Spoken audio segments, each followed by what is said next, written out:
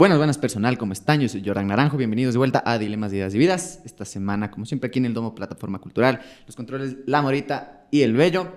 Y estoy acá sentado con un invitadazo. Él es ilustrador, es escritor, también es letrista, es compositor, guitarrista, cantante de Mamá Vudú, Mundos Frailejones. Estoy acá con Roger Icaza. ¿Cómo estás, ñaño? Querido, ¿cómo estás? Bien, todo bien. Qué rico, ñaño. Gracias por caer, loco. Qué bacán verte a los años. Encantado. Qué del putas. No, gracias por la invitación, pues gracias a ustedes. Qué bacán, loco. Sí, estábamos hablando ahí. Sí te gustan los podcasts, al parecer, ¿no?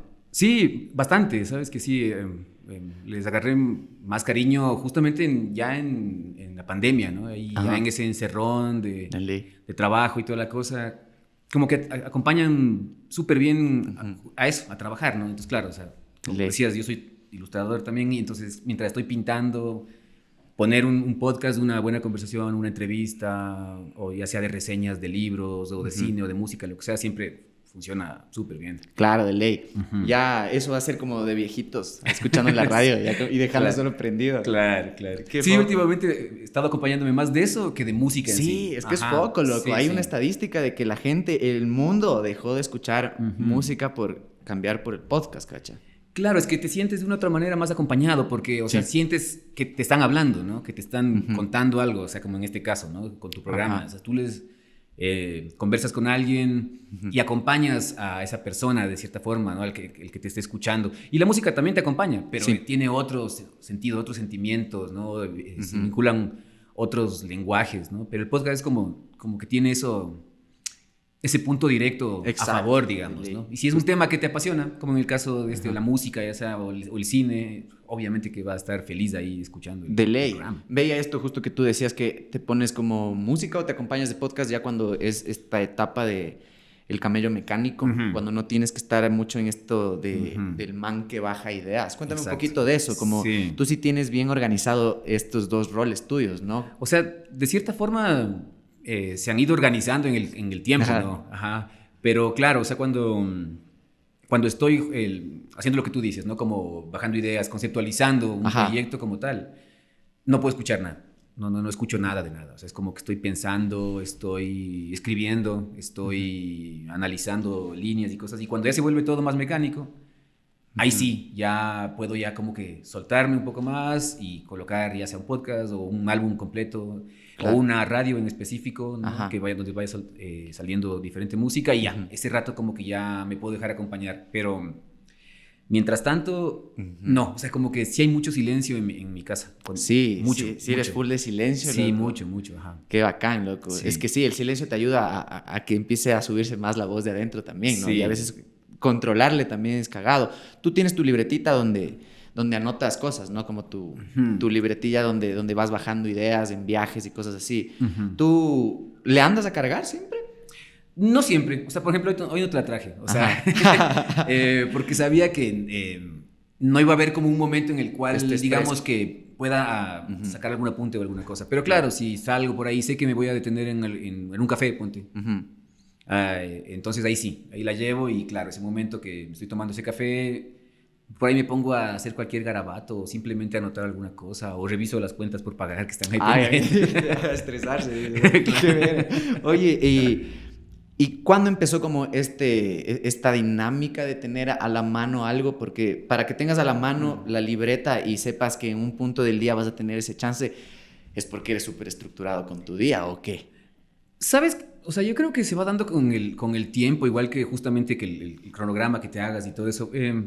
Recuerdo que antes no lo hacía y sí digo, hubiera sido lindo tener eso, o sea, como esa costumbre, porque claro, o sea, antes girábamos mucho con Mamá Vudú o viajaba mucho ya por una otra cosa, ya sea por el tema de los libros, y como que no tenía presente esta herramienta, ¿no?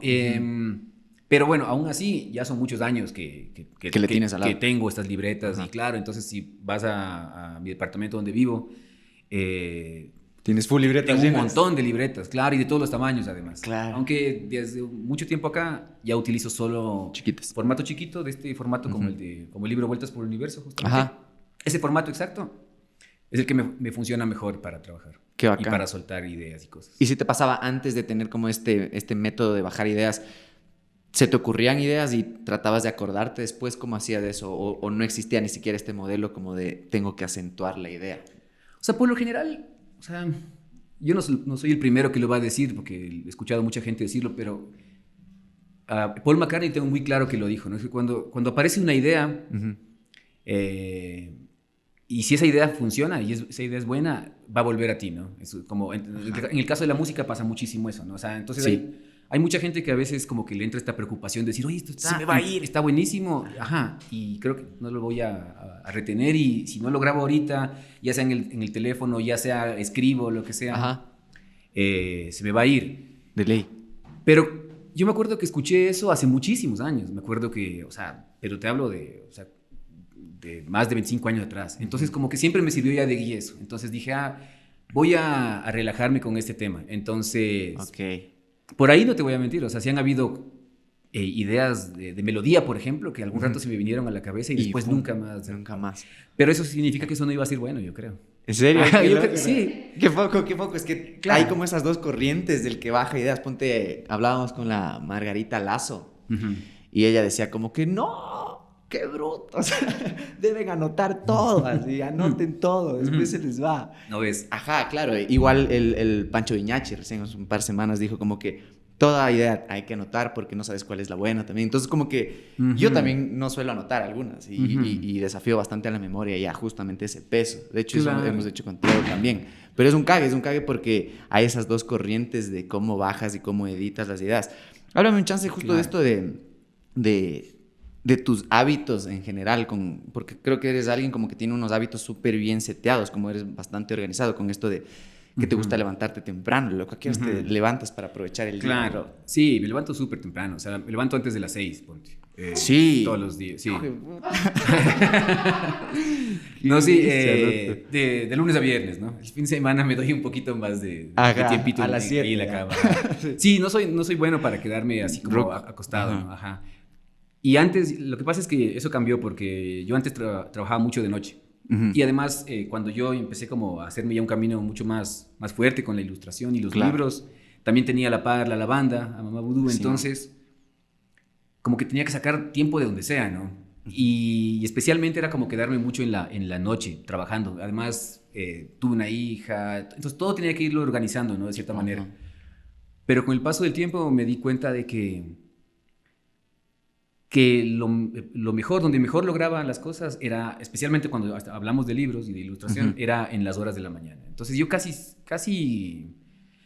siempre trabajo no sé, pues antes de las 7 de la mañana, ya estoy como listo para ponerme a trabajar, y hasta las 1 de la tarde que voy a cocinar o lo que sea, ya he avanzado un montón. He avanzado bien, he optimizado súper bien el tiempo. Entonces en la tarde lo que hago es como retocar cosas.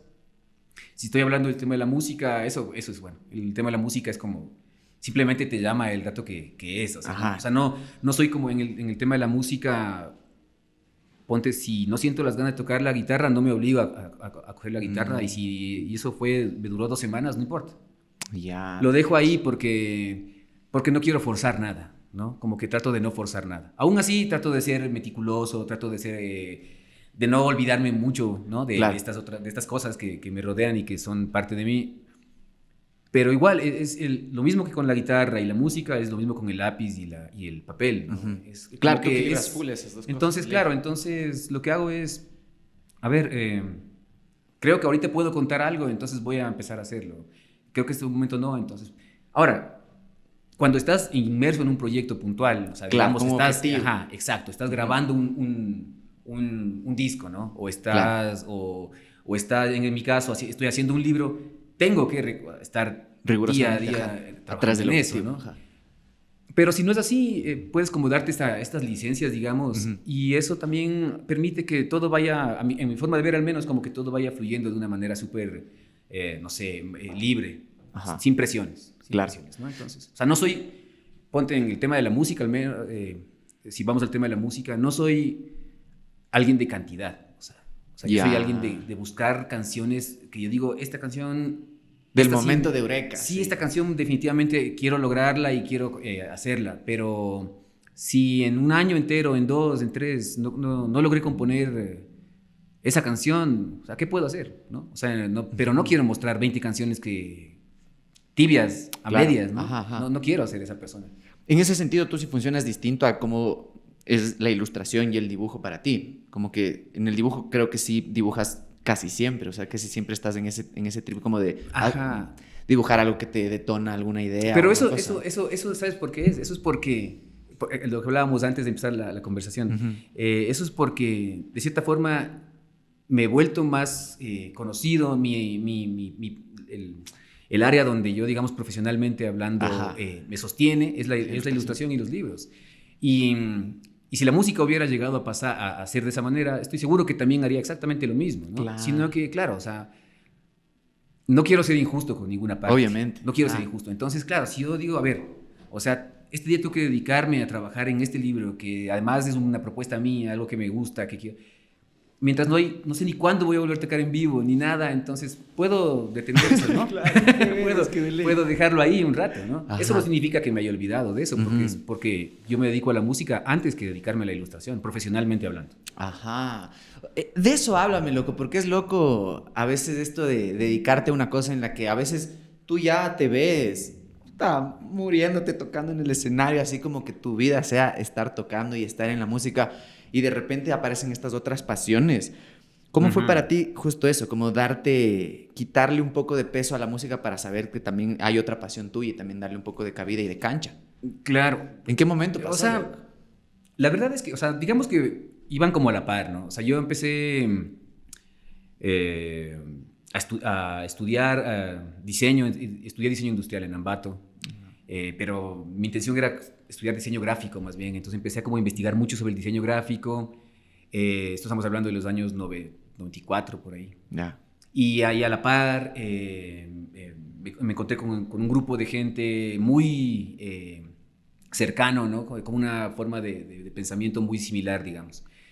Entre esos, el Edgar, ¿no? Y la banda y todo eso. Entonces, mientras intentaba estudiar esto que te cuento y siempre me interesaba el dibujo y la ilustración, el cómic especialmente, me interesaba mucho, también ya estaba ahí la música presente, ¿no? Entonces, sí, o sea, yo a la final, el primer día paso como, bueno, es que fueron los dos, porque en el año 96, en Ambato, me puse ya mi primera oficina de diseño con dos amigos, que es uno es el Edgar Castellanos, y el otro es un querido amigo ambateño que se llama Fernando Dávila. ¿En serio? ¿Los dos están en esa empresa? Nosotros teníamos una oficina de diseño que se llamaba Ática, donde en el año 96, imagínate. Ajá.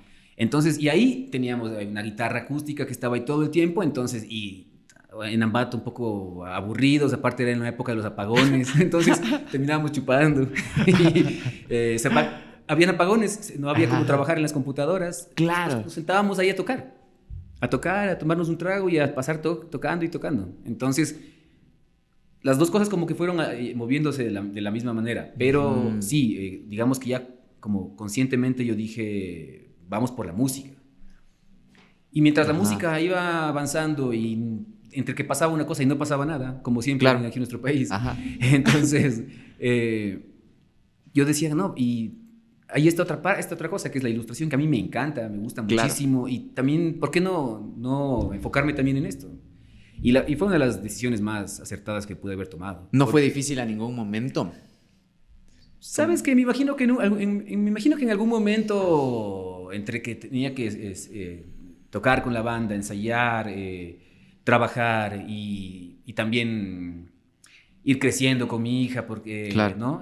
Cuidarla y lo que sea, porque además yo siempre he estado cerca de ella, porque casi siempre he trabajado freelance. Ajá. Entonces, ahí me imagino que en algún momento sí fue agotador. No sé si la palabra sea difícil, sino más bien como agotador ya físicamente hablando, ¿no? Como lo que te decía, o sea, me acuerdo muchas veces acostándome a dormir a las 3 de la mañana para las 6 de la mañana ya empezar otra vez, porque además mi hija ya empezaba a llorar desde esa hora, ¿no? Entonces sí, me imagino que en un momento fue complejo, pero la verdad es que nunca chocó. Buenazo. No, nunca chocó y más bien siempre ha funcionado bien, por eso no he dejado ninguna, porque en su momento tal vez si se hubiera vuelto un dolor de cabeza lo hubiera dejado, sin problema. He dicho, tal vez me duele tener que tomar esta decisión, pero tengo que hacerla, pero no, a la final no pasó. Ajá. Oye, ¿y cómo fue esto de entrar a Mamá Vudú? Porque tú entras ya formada la banda, ¿no? Claro. Tú entras Eso es loco, porque tú entras y cambia todo. O sea, cambia totalmente el color de la banda y hasta como la puesta en escena y la sonoridad es totalmente como ver a dos bandas distintas. ¿Cómo Sí. fue ese procesito? ¿Cómo tú les Sí. cachaste ya a la banda? Sí, fue lindo. Yo me acuerdo que en el año 94 fui a algún concierto de la banda. En la banda de ese momento estaba el Franz Córdoba, Ajá. el Álvaro y el Edgar, ¿no? Sí.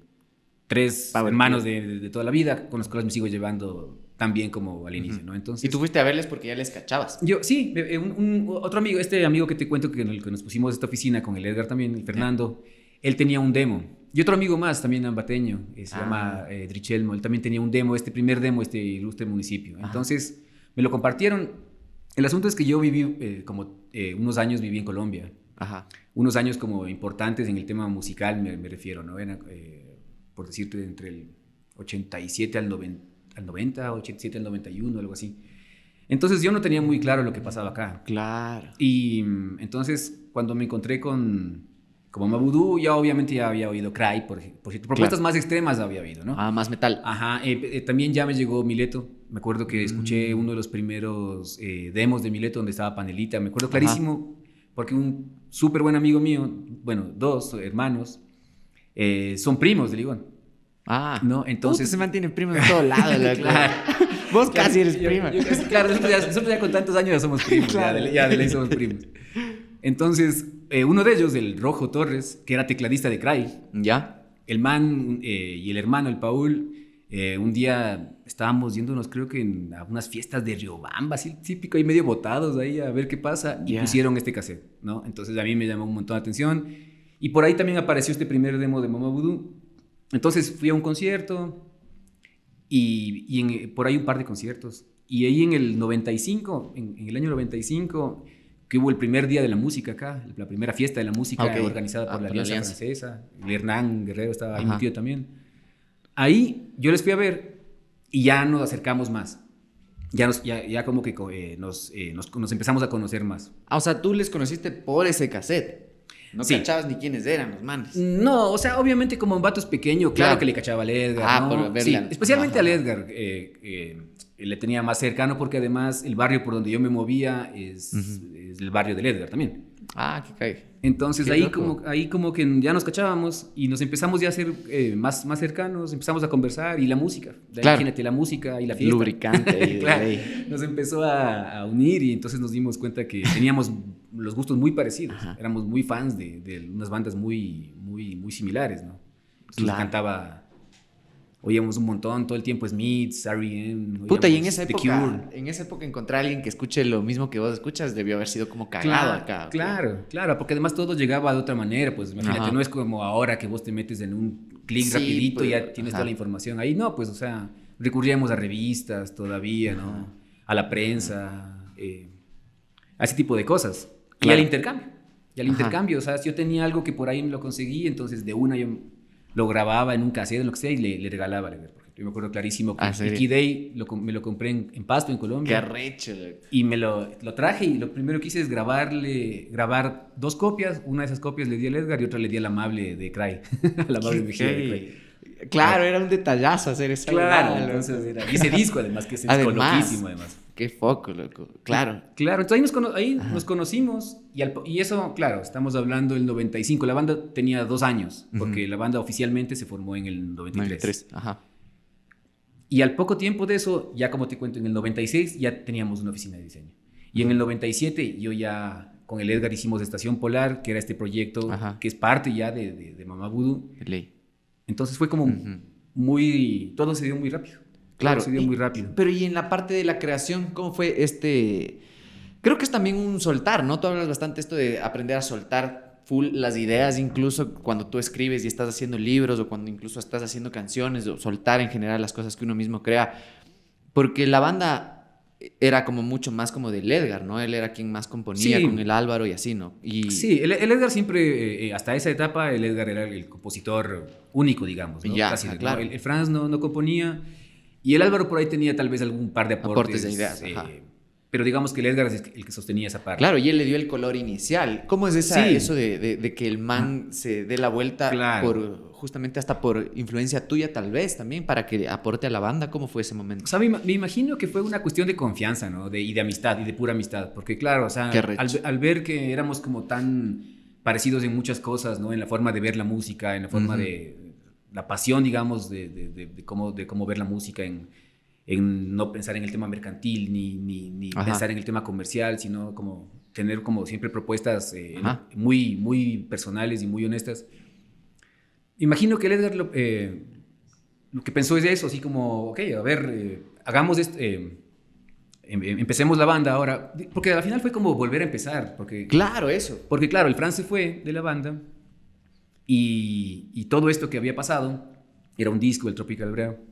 Con esta velocidad, ¿no? Es un tema medio punk y todo. Es más punk, claro, totalmente más. Después la convertimos y la llevamos a otra cosa, que es mucho más dark, mucho más y mucho más con un sonido establecido, que es el que realmente iba a ser el conocido de Mama Voodoo. Entonces, yo siempre llegué a la banda con la intención de proponer. Yo nunca llegué como a suplantar a alguien. Claro. Esa fue la cosa. O sea, yo dije, ok, o sea, gracias, o sea, por la invitación, encantado, feliz, me encanta lo que están haciendo, veamos qué puedo proponer. Entonces ahí empezamos a trabajar juntos, por ahí empezamos ya a componer ideas juntos con el Edgar especialmente, después ya cada uno por su lado, después ya viene el momento del Aeroclub en el cual ya el Álvaro digamos, se une más en el tema de la composición, y así fuimos dando esos pasos, con los que el sonido ya se fue estableciendo, pero al mismo tiempo también siempre tratando de desligarnos del sonido anterior. Entonces, o sea, sí era un objetivo, sí. Eso justo, como que trataban de no parecerse. Sí, pero te soy sincero, no era de una manera consciente. Claro. O sea, era una forma, porque además, o sea, y eso yo creo que me pasa a mí mucho ahora con los proyectos otros que he ido haciendo, que es como Mundos en un caso, Frailejones en otro. No es que yo diga, yo no me quiero parecer en nada a Mama Voodoo, ¿no? O sea, no tengo, sino simplemente empiezo a componer canciones y por ahí, por suerte, sí se han desligado. Entonces, bueno, en el caso de Mundos era mucho más claro porque yo empecé a abordar ritmos y influencias que definitivamente no iban a entrar en Mama Voodoo. Claro, ¿no? Más latinoamericano. Claro, totalmente, ¿no? Y más de canción popular de los 70, así.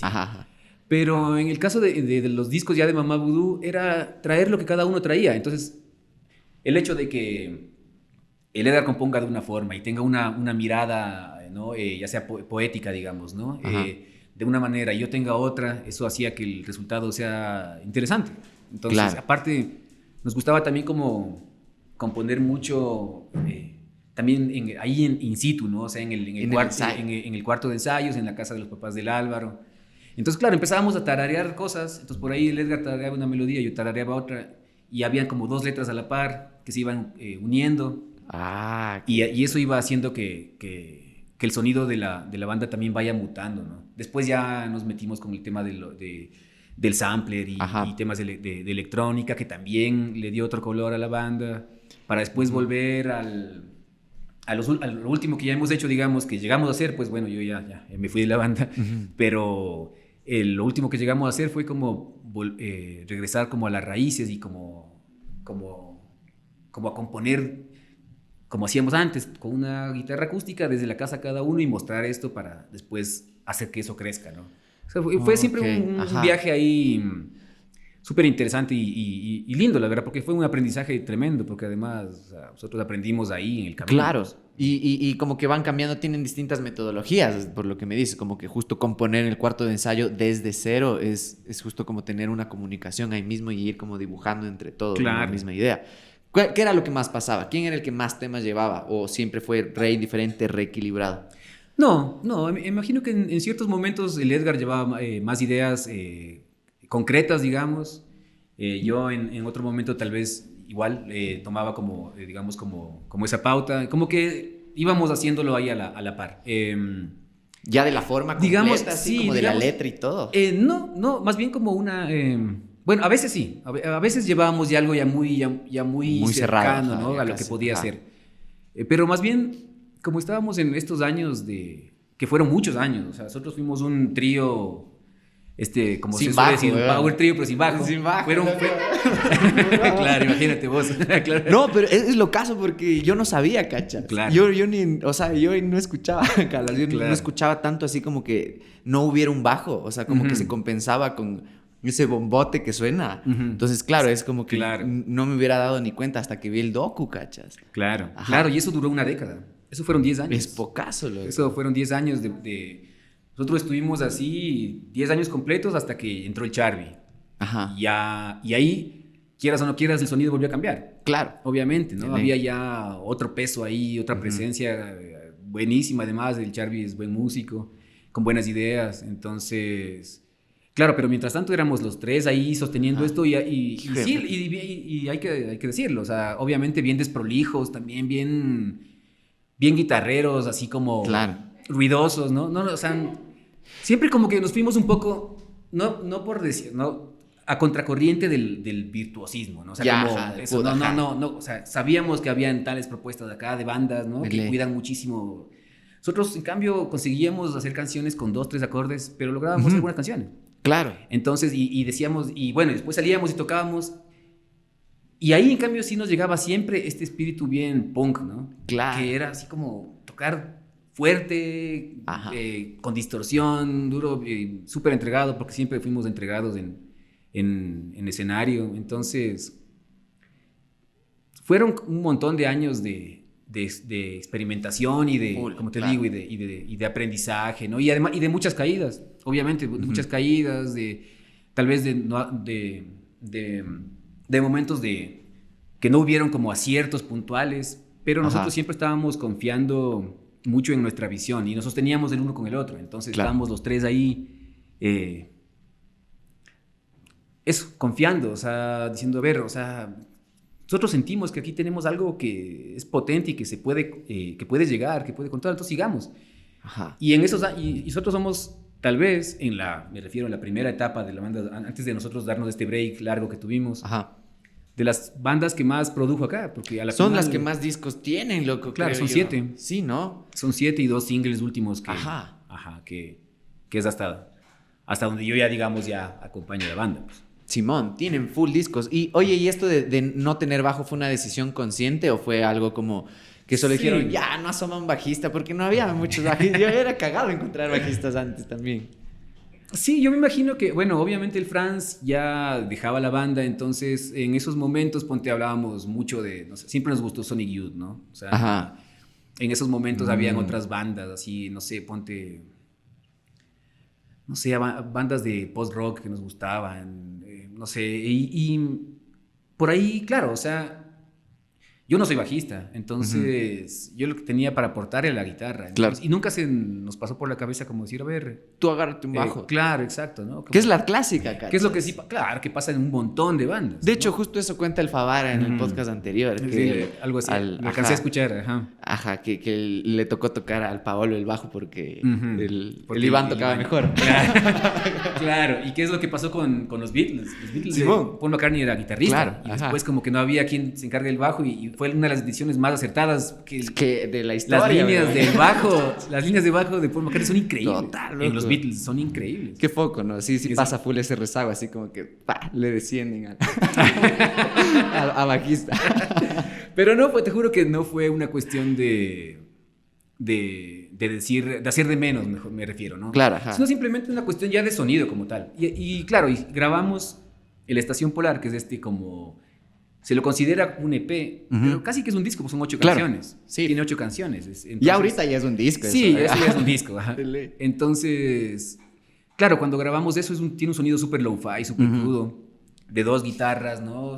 Sonando ahí. Claro, es post-punkero, claro. Entonces, ese era como el camino a seguir. Entonces, después cuando ya nos pusimos a trabajar en el Luna Lombriz, o sea, dijimos, esto que ya hicimos previamente nos hizo dar cuenta que había un sonido que sí era súper diferente a todo lo que estaba sonando acá. Entonces dijimos, claro, esto tiene que ser. O sea, claro, desde ahí empezaron a desarrollar lo demás. Entonces, imagínate, después si vuelve el bajo. Y como te digo, y simplemente vuelve Porque tenía sumarse que nada regresar, más, ajá, claro. porque tenía que regresar en su momento. El Charby siempre fue amigo nuestro, nos acompañó en un montón de ensayos y conciertos.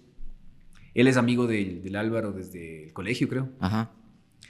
Y después ya lo conocimos con el Edgar también, y él siempre caía a los ensayos, siempre estaba ahí, siempre nos acompañándonos. No le gustaba mucho la música que hacíamos, ¿no? ¿Ah, sí? No, sí. El Charby tiene otros gustos. Claro. O en ese momento tenía otros gustos, pero habían bandas que sí nos ligaban, ¿no? Entonces, con el tiempo como que él cada vez le iba gustando más la banda. Entonces, en un momento él nos pidió, nos propuso un tema para un proyecto de él. Ya. O sea, él quería ver si hacía un proyecto y algo de Una banda del man. Sí, así. alguna cosa de electrónica, donde el Edgar sumaba partes de samplers y yo hice la letra y la melodía. Ay, putz. Entonces, ahí dijimos, no, pues esto entra ya de una ya Mamá Vudú, más bien la canción empezó a funcionar ya bien, como todo el Álvaro tocó la batería. Entonces, Ay, ya, pasa. ahí regresó, claro, ahí regresó el bajo. Ajá. Pero no es que lo vetamos por una década entera de puros dije madre. Claro. Claro. Oye, y no les jodían, no venía alguien y decirle, oigan, pero toquen con bajo. Sí, claro. De ley, ¿no? Claro. Había muchísimas quejas, había un montón de gente, o sea... Los sonidistas, alguna vez. No, claro. Y aparte, vos sabes, o sea, vivimos en un país de cierta forma purista, ¿no? Sí, De cierta forma, ¿no? Como que se fija mucho en la forma, digamos, como tal, cuando no lee, o sea, no encuentra... No sabe apreciar las otras lecturas. Uh-huh. Eso es una cosa claro, que se fijan en huevadas. Entonces, claro, a mucha gente le chocaba un montón. Ajá, le chocaba un montón que o que no haya bajo, o que sonemos, como te digo, ¿no? Incluso que sea hasta medio suave, ¿cachas? O incluso ese contraste de lo que era Mamá Vudú a lo que fue después. Claro. Seguramente hubo un shock para alguien que sí lo seguía desde un inicio, ¿no? Claro, sí, es un hecho. Pero aún así, ponte, o sea, si escuchas el Aeroclub, es un disco súper guitarrero y es veloz. Puta, discotes. Tiene unas canciones suaves y tiene unas canciones bien potentes. Entonces, como que íbamos equilibrando eso. Claro. Y eso, a la final, sí llegamos a hacerlo hasta el último tiempo. O sea, ponte los últimos dos sencillos que llegamos a hacer. El uno es Dunas, que es un tema rockero, echado para adelante. Y Náufragos. Y el otro es Náufragos, que es un tema mucho más introspectivo y es más oscuro, más en la onda de que podría haber estado en Una Lombriz, capaz. Claro. Ajá. ¿Quién sabe? Oye, buenazo. Qué loco todo esto, lo del bajo y lo de buscar como su sonoridad. Porque también metían un violín, ¿no? También había... Ah, sí, claro. Eso también fue lindísimo. Es que es cierto, bien que me das de acuerdo. Porque claro, hubo esa etapa del Luna Lombriz que justo fue entre el 99 y el 2000 que hicimos ese disco. Y ahí el sonido volvió a cambiar porque claro, estaba el Mario en la banda. Con el Mario tocamos en el Pululagua. En el Pululagua fuimos 4. Ah, Simón. Tocando. Estaba el Mario tocando el violín. Simón, justo ahí aparece, pues, loco, claro. Ese docu de MTV, loco. Entonces, claro, o sea, eso le daba un sonido súper distinto, ¿no? Era como no sé ni qué término utilizar, pero sí era algo súper diferente el que esta banda tenga este violín, porque no era una banda de heavy, pues, ¿no? Claro. No era Mago de Oz. Claro, no, pues no digas. No, todo bien, pero no, claro, a mí nunca fui muy fan del heavy en general. Ajá. Entonces, claro, lo que hacía el violín y el Mario en la banda era encontrar unas texturas y colores que eran súper interesantes. Y además, sí, pues, o sea, llenar ciertos espacios donde no estaba justamente el bajo presente y había unas melodías lindísimas. Que no estaban a cargo ni del Edgar ni de mí, sino justamente del violín. Rechazo, claro. Claro, entonces esa fue una etapa, ponte, lindísima. No duró mucho, no, el Mario a la final se fue de la banda rápido, digamos. Ajá. Pero aún así logramos tener cosas chéveres como este disco puntual, tocar en el Pululagua, irnos a tocar por primera vez en Cuenca en un festival Día de la Música brutal que hubo en el 2000 con Mileto, Pulpo 3, La Grupa, Cacería de Lagartos y un montón de bandas más, Sobrepeso. Tremendo. Umbral. Bueno, un montón de bandas. Esa escena de esas épocas que reche. Y el Mario estuvo ahí. Ajá. El Mario estuvo ahí con nosotros acompañándonos. Entonces, claro, o sea, ponte también, ahora que hablamos del violín, te das cuenta que como que el sonido de la banda iba cambiando porque, claro, o sea, medio que los intentos que íbamos haciendo se iban yendo por otros lados en cierto momento. O sea, el Mario se fue de la banda y nos quedábamos los tres otra vez y dijimos, a ver, entonces, pues ya. Démosle los chao, tres. claro, chao, esta parte, compongamos y veamos hacia dónde va. Ahí les conocimos a los hermanos Jacome, Tercer Mundo, ellos nos ayudaron a producir el Luna Lombriz y también el Aeroclub. Esa visión también me imagino que de ley se siente y claro. Esa visión de cambio también se puede sentir en el Aeroclub especialmente. Entonces, ¿a ti te gusta? Ese es tu álbum favorito, ¿no? Ese es mi álbum favorito, sí. Yo también, loco. ¿Por qué es tu álbum favorito, loco? Por la época que vivimos. O sea, es que a mí me gusta mucho ese y me gusta mucho El Mapa de Ruido, que es digamos, como álbum completo que llegamos a sacar.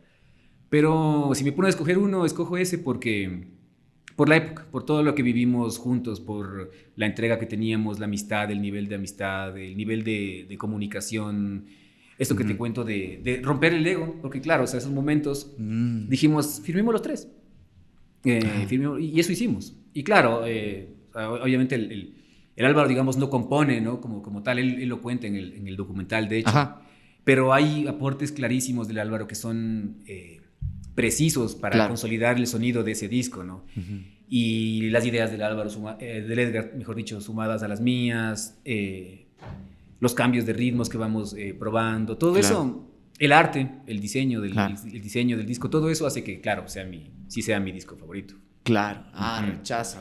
Sí, es que también... La juventud, pues, la juventud. Claro. O sea, pero está atado netamente a una cosa del recuerdo del momento, más no como de la música que lograron plasmar. No, y la música también, definitivamente, sí, porque sí. Sí hay unos temas, claro, sí hay unos temas que son como...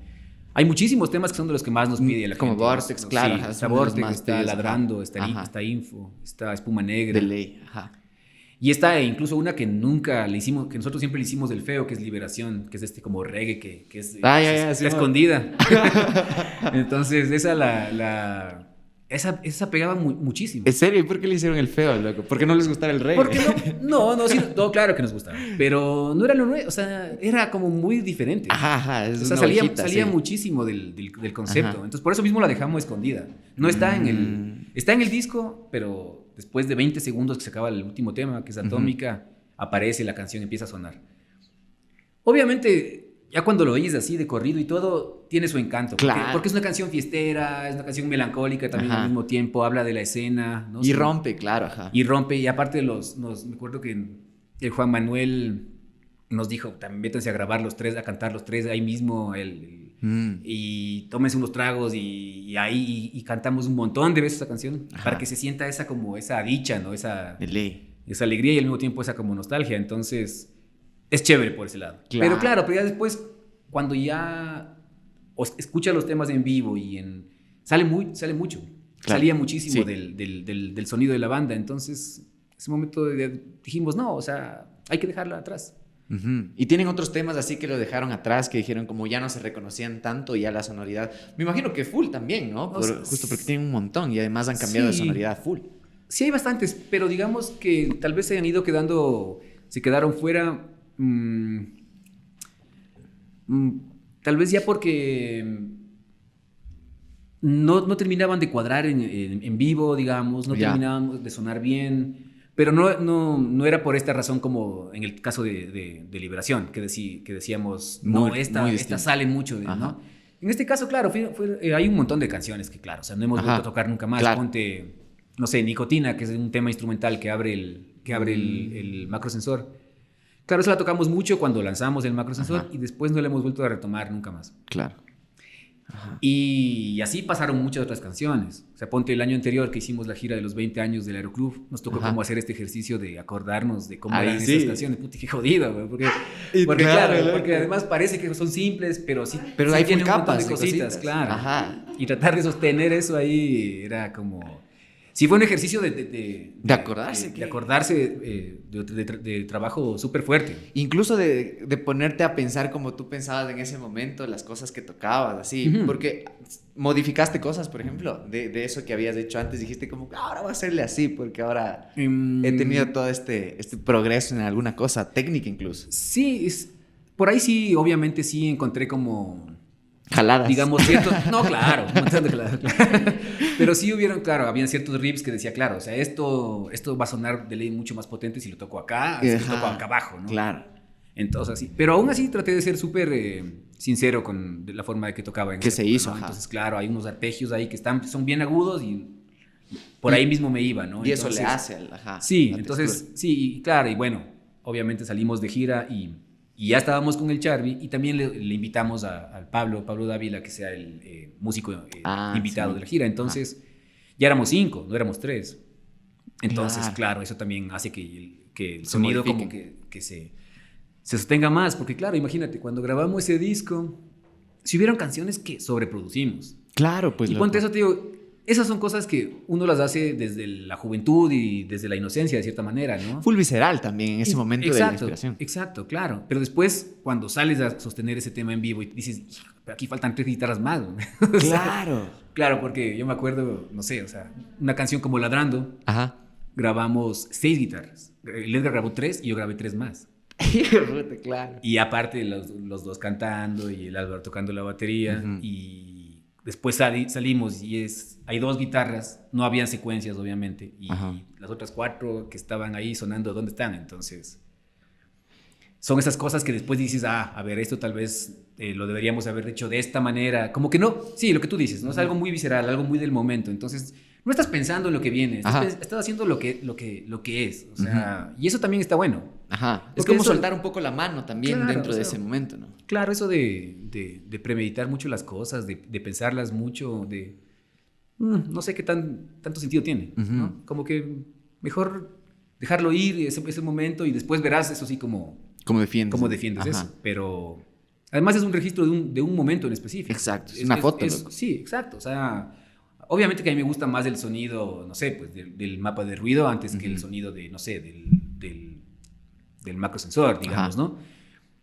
Pero aún así, no, nada que ver. Igual eso solo es un momento. Es un momento en específico en el cual tú trabajaste de tal manera y si lo hiciste de una manera honesta, eso se va a sentir y se va a ver justificado en el tiempo. Claro. Ajá, qué loco, weón. Oye, y tú también te metes en la parte de las letras, loco. ¿Desde cuándo tú eres como que escritor, bajas ideas justamente de versos? ¿Cuál fue como tu primer inicio? Claro, eso ya directamente. Yo tenía ideas que obviamente todo tenía que ser también, o sea, yo no podía ser como llegar a la banda y como que, a ver, ¿no? Vamos a cambiar todo así, de tal forma, sino obviamente hay que ser como respetuoso en el camino Sí, y toda pues, la cosa, claro. ¿no? Entonces, por ahí ya en el Luna Lombriz, me acuerdo que ya empecé a hacer propuestas de canciones puntuales, de letras especialmente, y ya. Y desde ahí, después ya obviamente en todos los discos que vinieron, ¿no? Siempre escribiendo, siempre proponiendo, porque en todos los discos que vinieron después, en todos hay letras mías y hay composiciones, ya sean musicales o sean de melodías y letras, ¿no? Ajá. Entonces fue como ponerme ese reto de decir, a ver, yo siempre he querido hacer esto, vamos a ver claro. cómo es, ¿no? O sea, también, o sea, darme ese chance y De después ley. decir, sí, definitivamente sí creo que funciona, sí creo que yo tengo una forma de ver las cosas que sí puede llegar a proponer y aportar. Ajá, claro. Pero entonces, tu primera vez que escribiste una letra fue para Mamá Vudú. Para una banda puntual, sí. Porque claro, o sea, yo tenía por ahí, tuve invitaciones a tocar en algún proyecto. A formar otras bandas. Sí. Hice antes de eso, en el año 97 creo que fue también. No me acuerdo en qué año fue. 96, 97. Hice un proyecto de música electrónica. Que fue como un juego. Fue con mi amigo Fernando Dávila Nambato. Fue como un juego. Pero que de cierta manera sí fue como... Localmente llamó mucho la atención, se llamaba Cromosónica. ¿Ya? Y solo grabamos en la casa del Fernando, grabamos los dos, nos basamos mucho en el Robayat, en el libro del Robayat, entonces íbamos como revisando las letras de ese libro y empezamos a jugar con un programa de música, empezamos a hacer música electrónica. ¿Con cuál, loco? En esa época, ¿qué había, loco? No me acuerdo cuál era, loco, o sea, ¿cuál sería? En esa época. Pero era para hacer beats y cositas. Sí, era para hacer cositas ahí, sí. O sea, de una manera muy inocente, ajá, pero ahí estaba a la mano. Entonces, nos pusimos a hacer. Teníamos un micrófono ahí donde yo iba recitando o haciendo ciertas ideas de melodías y cosas como te digo, basándonos Ah, también ya mucho vi en ese este juego. libro. Ajá. Y mucha experimentación y todo. Sacamos un cassette Ya. que medio que lo rotamos ahí muy, como te digo, muy localmente y así. Ah, Nunca sí. tocamos en vivo. Nunca Ya. tocamos en ¿Y vivo. existe ese cassette? Ajá. ¿Sí existe? Sí, claro. Recha. Existe. Yo tengo una copia en la casa. Ajá. ¿Y no has subido nada Claro. nunca? ¿Sabes que no? Creo que no. Bueno, 2 canciones de ese proyecto forman parte de este disco que no sé si alguna vez conociste, que se llama 6 métodos de la larva. No, loco. Que es un disco que se encargó, el Edgar, mejor dicho, estaba más a cargo de esa parte. Creo que el Álvaro también, pero el Edgar más es un compilado de un reflejo del momento de la escena ambateña. Ah. Entonces están 2 temas de Cafetera Sub, están 2 temas de Obscura, 2 temas de Mortero, Ya. creo que hay un par de temas de Mama Voodoo, están 2 temas de Cromosónica, son los que abren el disco, Ah, justamente. qué Ajá. Qué arrecho. Claro, entonces están ahí, como en ese disco están, ¿no? No creo que nadie lo ha subido nunca ese disco, y no sé si algún rato alguien lo haga, o capaz que yo mismo lo haga. Sería una bestia, loco, ahí, puta de una. Y la Claro, jugaba. sí, pero es una nota, porque eso no he hablado, o sea, creo que es la primera vez que lo hablo, porque me acabo de acordar además. Ahora qué que me recho, preguntas este tema de las letras ajá. y toda la cosa. Claro, yo ya estaba haciendo también este juego y esta intención de ver hacia dónde se puede seguir avanzando después. Claro, ¿no? entonces era encontrarte y empezar a armar una metodología de tú escribiendo letras, porque veía esto en una entrevista que te hacen que tú compones desde la armonía o desde una base de la guitarra, ¿no? Como que luego vas tarareando la Sí, melodía siempre. y luego vas poniendo las letras. Siempre. Siempre fue así. Siempre me he sentido más cómodo partiendo de la música, siempre, ¿no? Ajá. O sea, entonces siempre suelto ideas y sobre eso empiezo lo que tú dices, a tararear, y eso va creciendo y se convierte en una letra, ¿no? Obviamente después ya tiene que haber una temática, vos sabes, ¿no? Ajá. Piensas en qué es lo que quieres contar, qué es lo que quieres decir, Pero siempre parte de la música. sí, y eso justo te iba a decir, pero y la temática tú la ligas mucho al color de los acordes, como que tú eres alguien súper visual, ¿no? O sea, eres re visual y eres totalmente apegado a esto de los trazos y el color, y yo creo que también como que se llega a mezclar con cómo tú percibes la música y cómo creas música, que para ti debe ser casi hasta la misma acción, a veces como de dibujar, el componer tal vez. Tú te fijas mucho en el color para elegir Sí. el tema del que quieres hablar, tal vez. Así como si está en menor, hay como temáticas que tal vez te evocan más de eso, o simplemente te deslindas de esa parte como del color de los acordes que estás botando. O sea, también es un hecho que me fijo, es un hecho que me fijo, pero no trato de que sea como algo primordial. O sea, no sé, hay canciones como Gorriones de Mundos, que cuando la compusimos con la Denise, trata un tema súper nostálgico y triste, pero nosotros, la música es tan arriba, ¿no? Ajá. Tan hacia arriba, que nosotros la manejamos de tal forma que la gente no lo siente mucho. Tendría que ponerme a contarles exactamente, pero es algo también igual, un tema personal y cosas por el estilo, que detonó de esa manera. Entonces, digamos, a lo que voy es que, claro, o sea, puede ser que sí, que una música que está más hacia arriba o que está en escalas menores, como que te llama a que hagas una letra de tal forma, pero le puedes dar la vuelta más bien a eso justamente y decir, a ver, voy a contar esto. En esta canción que suena tan alegre, más bien voy a contar algo triste, pero a mi forma de contar, ¿no? Contrastes. Claro, pero ponte ahí otros ejemplos, como Náufragos mismo, ¿no? Ya. Entonces, salieron los acordes de Náufragos en la guitarra y era una cosa pesada, heavy. Era una cosa así, súper heavy, ¿no? Entonces, que yo dije, la letra esta tiene que ir así, hacia el tema de la interrogante de qué nos queda, ¿no? Hacia dónde vamos, qué va a pasar. Si tratas de contarte una historia o ver como alguna imagen que englobe al tema, ¿sí funciona un poco así tu cabeza? Sabes que con el tiempo más así, antes no, antes era siempre como que recurríamos muchísimo al juego de palabras, a la poética en sí, ¿no? O sea, la poesía en sí, como a la sonoridad, ¿no? Entonces, pero claro, siempre hay como un hilo conductor, entonces tú sabes que estás contando algo, pero tal vez lo estás contando de tal forma que eso se va a hacer ambiguo y vas a dejarlo ahí para que la gente que lo reciba encuentre su propia lectura. Claro. Hay otros casos, como en Mundos mismo, como en Frailejones, en el cual se siente más clara la historia, ¿no? Ya. O como te decía, como en el mismo caso de Náufrago, se siente más clara esa historia, ¿no? Pero aún así sí trato de encontrar una doble lectura y eso viene atado de los libros y de la ilustración, porque la ilustración es contar, ¿no? La ilustración es saber contar con imágenes, ¿no? Ajá. Y tú haces una imagen, tú has visto cuando yo he posteado alguna imagen y no posteo, nunca pongo un texto, sino muchas veces yo pongo una imagen para que la gente sepa interpretarla a su manera, ¿no? Claro, es como una tarjetita de psicólogo. Eso justo te iba a decir, como que al escribir tú sí te basas también en tu manera de... Veía esto que hablabas de los libros silentes, que te gusta mucho como esa tendencia de los libros también, porque no hay un texto, pero la gente mismo empieza a darle un significado y a darle una narrativa a todos esos dibujos. Un poco así tú también funcionas con las letras, como este doble y hasta triple sentido a veces. Sí, totalmente. Claro que sí. Sí, es como... Es como escribir en capas. Sí, básicamente, ¿no? Es claro, se vuelve mucho más... el resultado es menos predecible, obviamente. No sabes hasta dónde estás caminando. Tienes una intención, tienes un hilo conductor, pero de cierta manera te das el espacio del riesgo, ¿no? Entonces dices, ok, o sea, esto... Yo pensé que iba a ir por acá, pero definitivamente veo que me está llevando hacia otro lado y esto está más interesante todavía. Entonces lo voy a llevar hasta acá para después volver a moverlo y que llegue hasta tal punto. Entonces, con eso lo que voy a lograr es que tener justamente lo que tú dices, capas de lectura, ¿no? Claro. Que eso funciona tanto en la música como en el cine, como en la literatura y como muchísimas otras cosas, ¿no? Entonces a ti te llega de una manera y a la otra persona le llega de una forma diferente.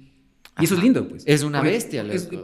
Porque eso no no estás diciéndole, mi amor, regresa conmigo, pues, ¿no? Claro. Claro, es una metáfora, una analogía que le endulza y que justamente eso nos decía el Álvaro Bermeo, que es como por estética incluso, como contar las cosas no directamente, sino como darte estas vueltas que aportan a la estética del tema. Eso es una bestia. ¿Tú qué tanto crees que ha existido justo eso? También ha sido como una cosa fundamental de Mamá Vudú, porque ponte, a mí, Mamá Vudú, ni Mileto me gustaron a la primera, loco. ¿Ah, sí? Ajá. Mileto como que ya escuché más, ya me pegué más a ese mundillo como más pesadín y toda la nota, y como que ya me pasó. Y Mamá Vudú se demoró full, cancha. Claro. Y eso yo me doy cuenta que pasó con muchísima gente de tu generación, justamente. Sí, de hecho lo hablamos con el David Holguín cuando se cayó hace un año, ¿cachas? Que hace un año fue que grabamos con él, loco, y hablábamos de Mamá Vudú. Y justo yo le decía eso, que a mí no me gustaba, pero... Escuché ese podcast. De ley. Entonces hay esa parte cuando yo ya cacho como el trasfondo incluso y ya empiezo a entender y empiezo a acabar las capas, tanto de lo musical como de la poesía que está dentro, como justo esto de los dobles sentidos entre líneas y cosas así, y ya empiezo a cachar mejor. Pero ahorita recién, Carlas, ¿a ustedes sí les pasó eso de gente como que era el gusto adquirido? Sí, obvio que sí. Está bueno eso, ¿no? Porque claro, o sea, Mamá Vudú es como que...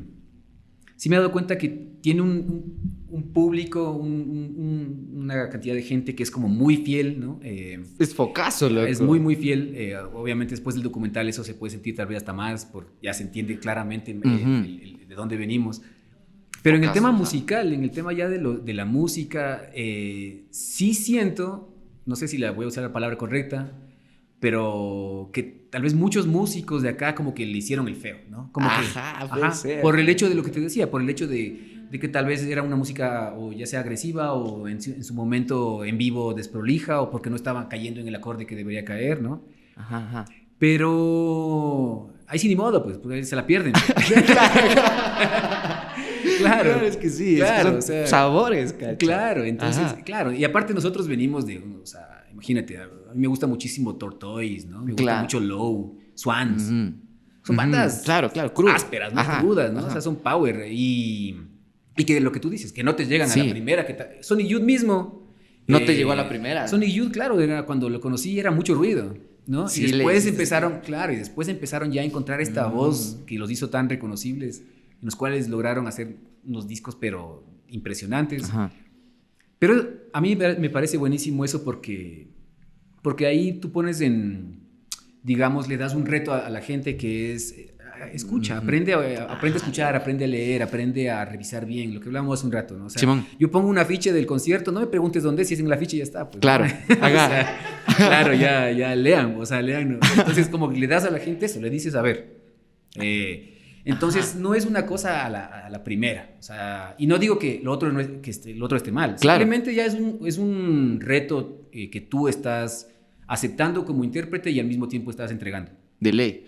Y es focazo porque así llegas a conectar con gente como hasta mucho más fiel, como tú dices, seguidores que son adictos a escuchar y entienden todo o se dan como una historia de las canciones mismo y ya se vuelven parte de su soundtrack, como el David Holguín, loco. Ese Claro. man es fanzote de Mamá Vudú y por eso el documental y como que todo está hasta una cuestión familiar, que es loca, que justo lo Claro. hablábamos con él hace un año, ¿cachas?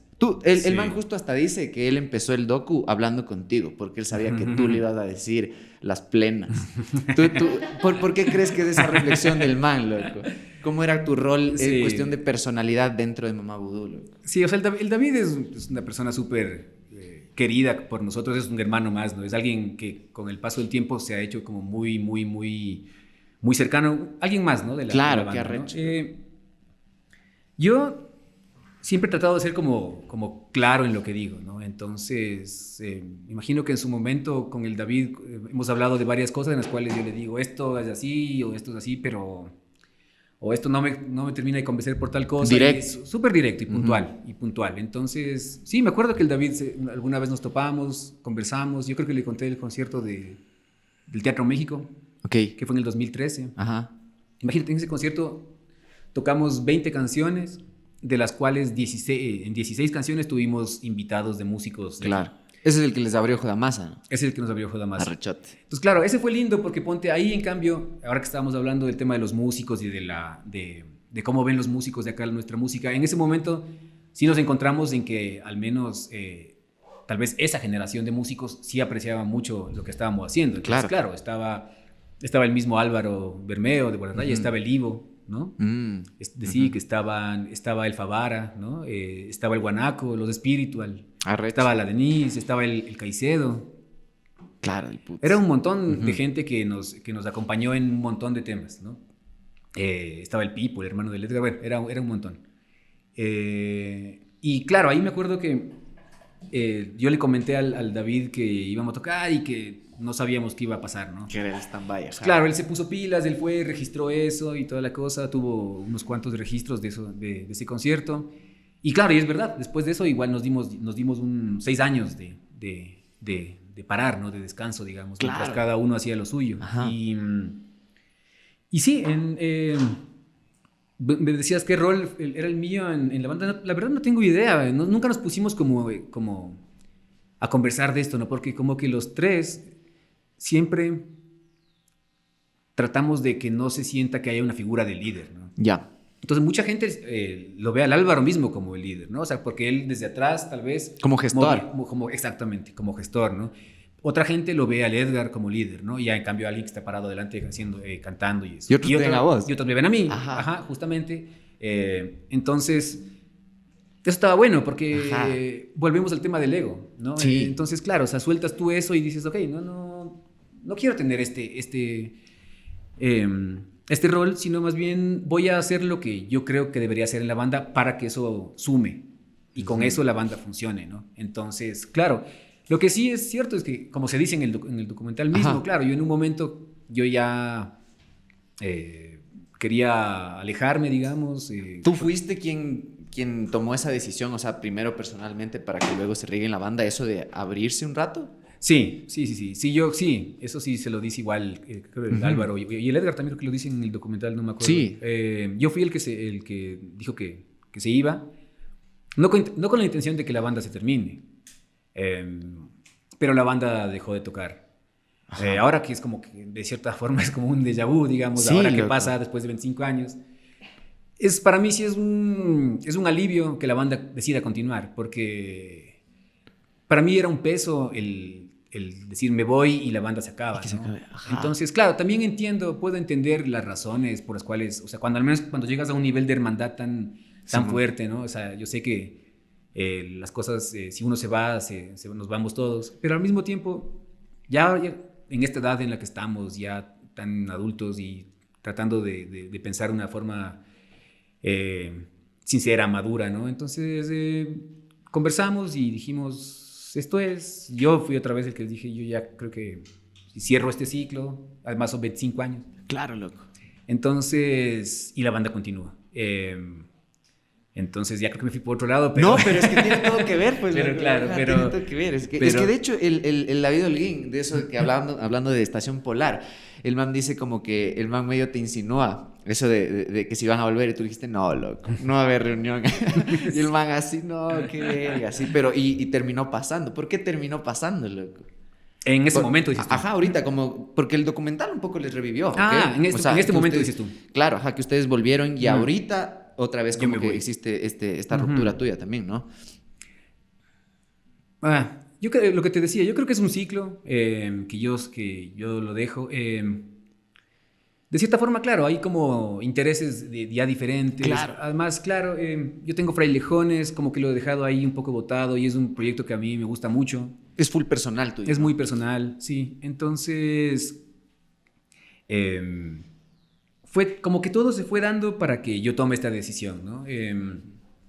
No hubo algo, o sea, eso sí es siempre lo vamos a aclarar y por eso lo pusimos en el comunicado también. Nunca hubo conflictos de personales ni claro. Temas, ¿no? De peleas internas, nada que ver. Más bien, como te digo, fue una decisión mía, también un tema de salud por ahí mío que un poco me tenía afectado, que como que lo voy manejando con el tiempo y que me hace también poner en una balanza las cosas y decir, bueno, no puedo avanzar con todo, tengo que saber... Claro.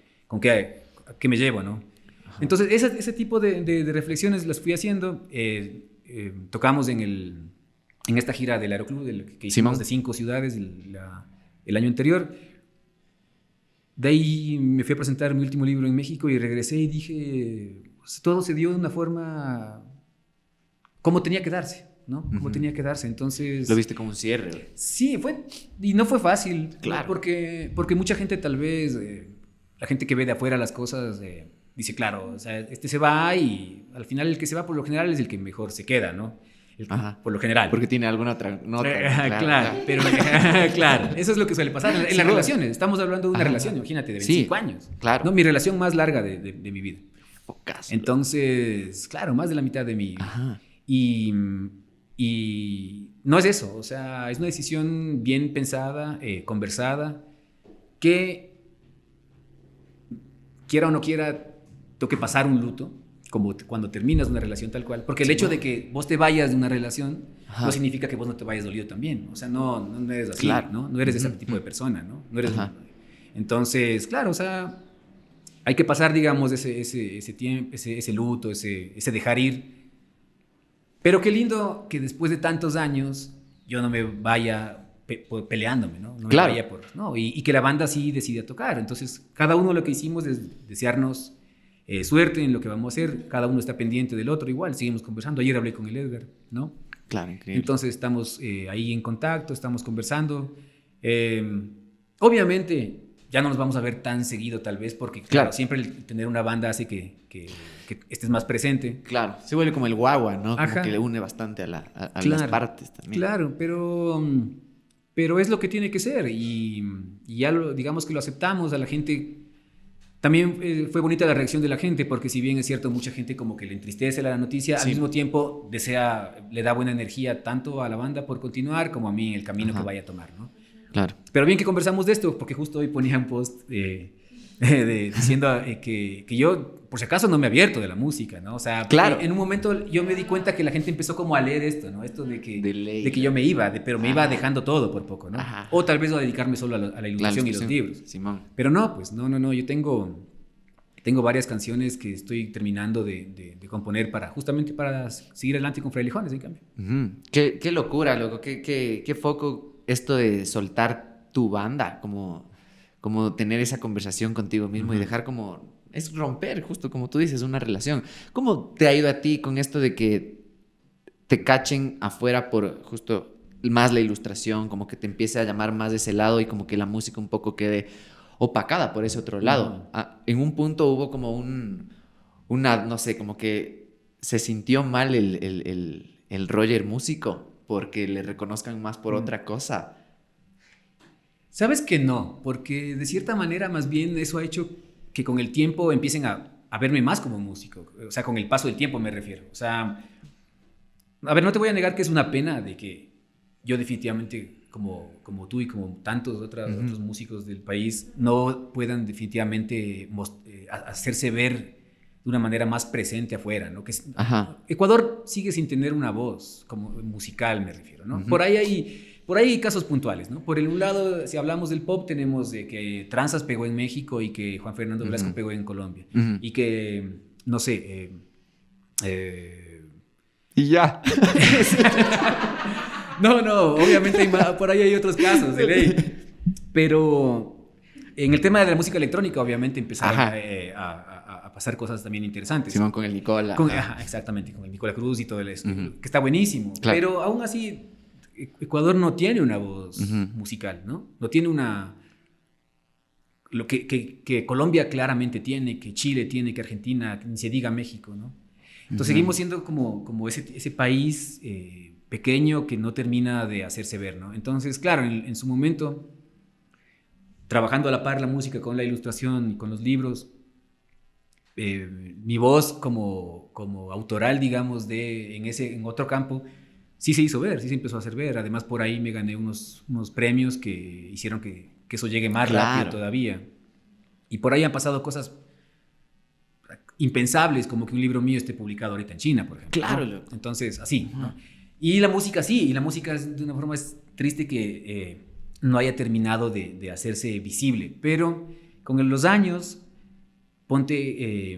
mucha de la gente que me conoce como ilustrador sí se empieza a interesar por al lado de la música y dice, a ver, entonces me preguntan o escriben lo que sea y se acercan ya sea a cualquiera de los proyectos que he tenido, ¿no? Entonces, eso sí es bonito. Claro, descubren otra dimensión tuya también. Atrás. Claro, o sea, ponte en el año 2018, a mí me invitaron a la Feria del Libro de Uruguay. Ya. Ecuador era el país invitado.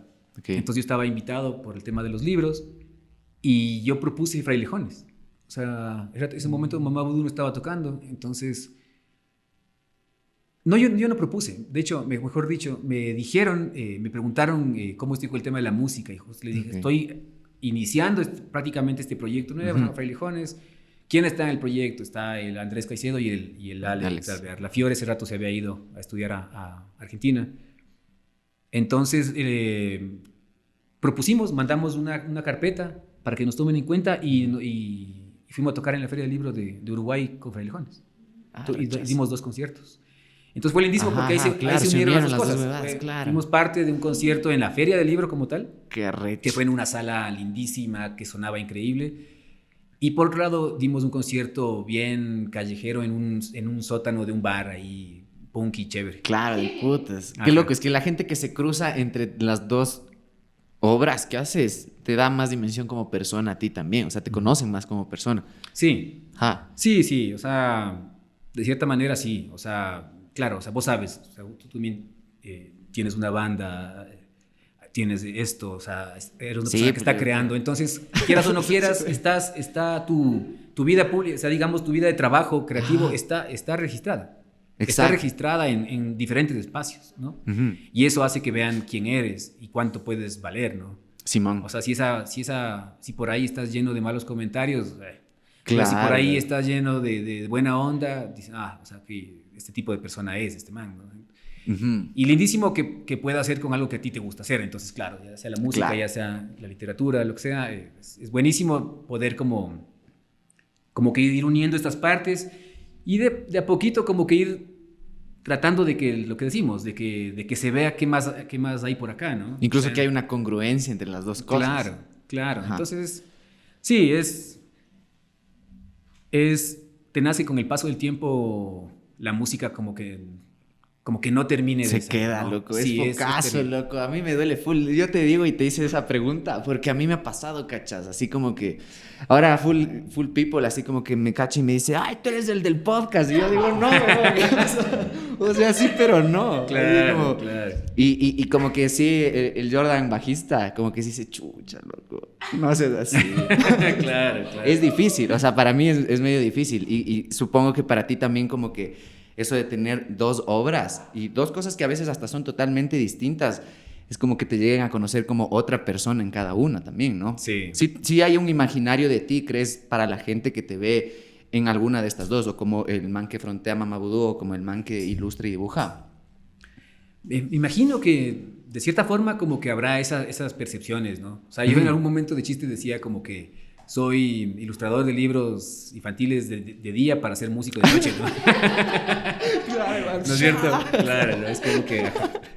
Increíble, claro. que es a la final es así, Sí, ¿no? pues. Digamos que de cierta manera es así. Y así funcionas, ¿no? De hecho decías eso, que en la mañana ilustras y la noche dejas más para la música, así más para...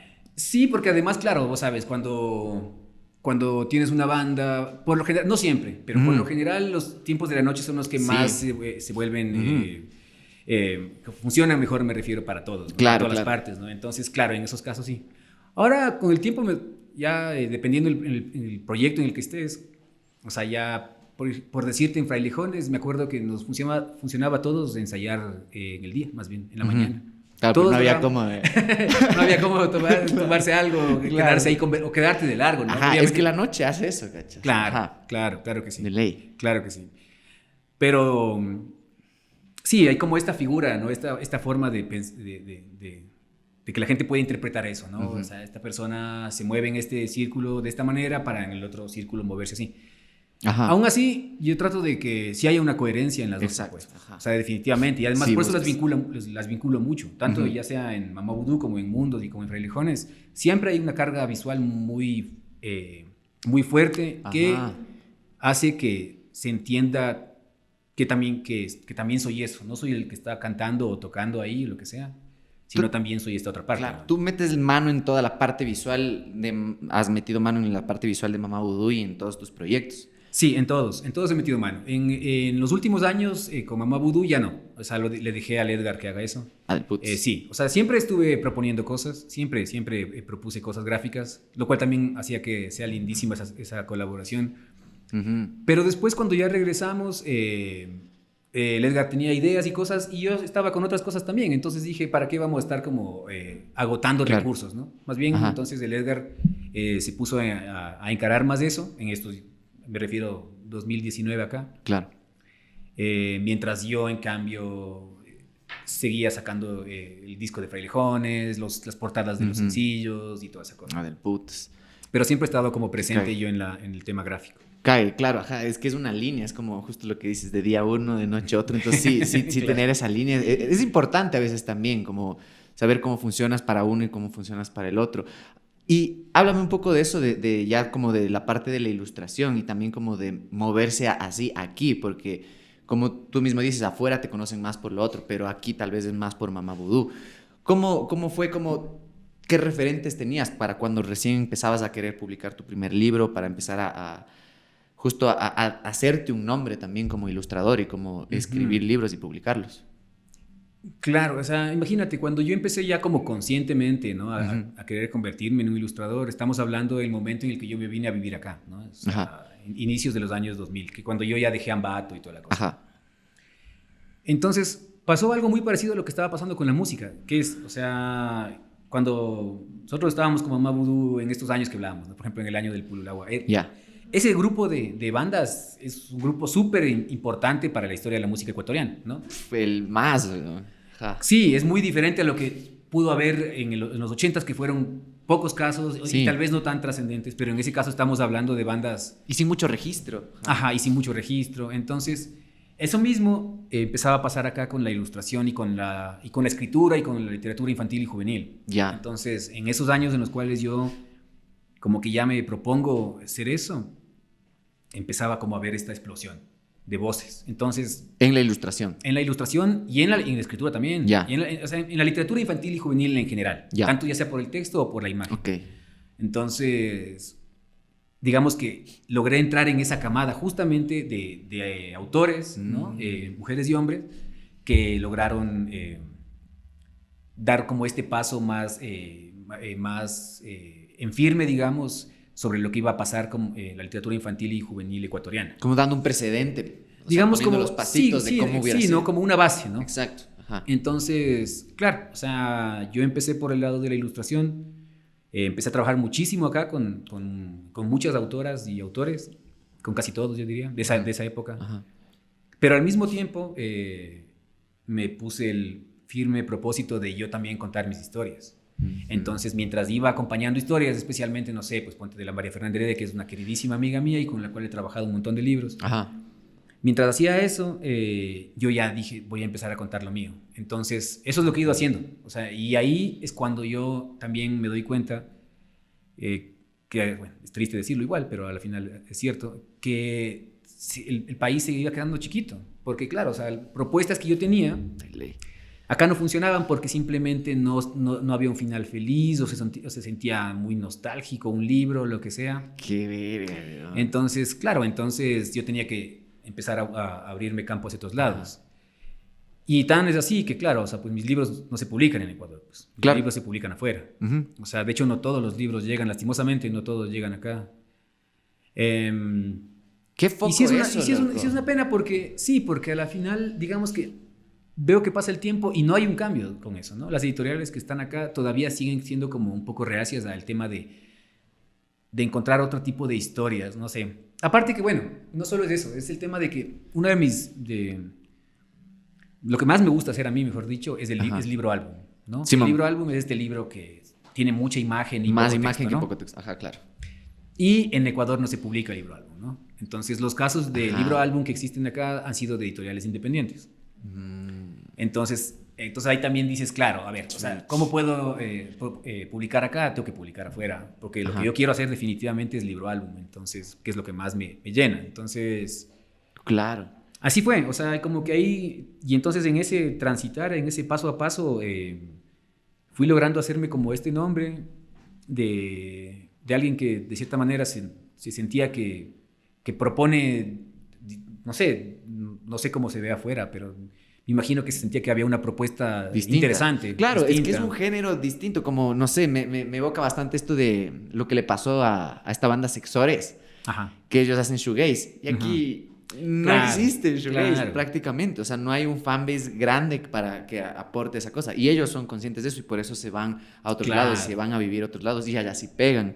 Tienen un KXP, y es como la primera banda que logra eso. Entonces son esas cosas que aquí no están, pero tienes que ver los modos para irte a otro lado. ¿Tú cómo hiciste esa reflexión de, a ver, si no sirve aquí, yo quiero ser fiel a mi formato, tengo que hacer lo otro y no interrumpir justamente tu formato para que pegue aquí? Claro. ¿Cómo fue esa reflexión tuya?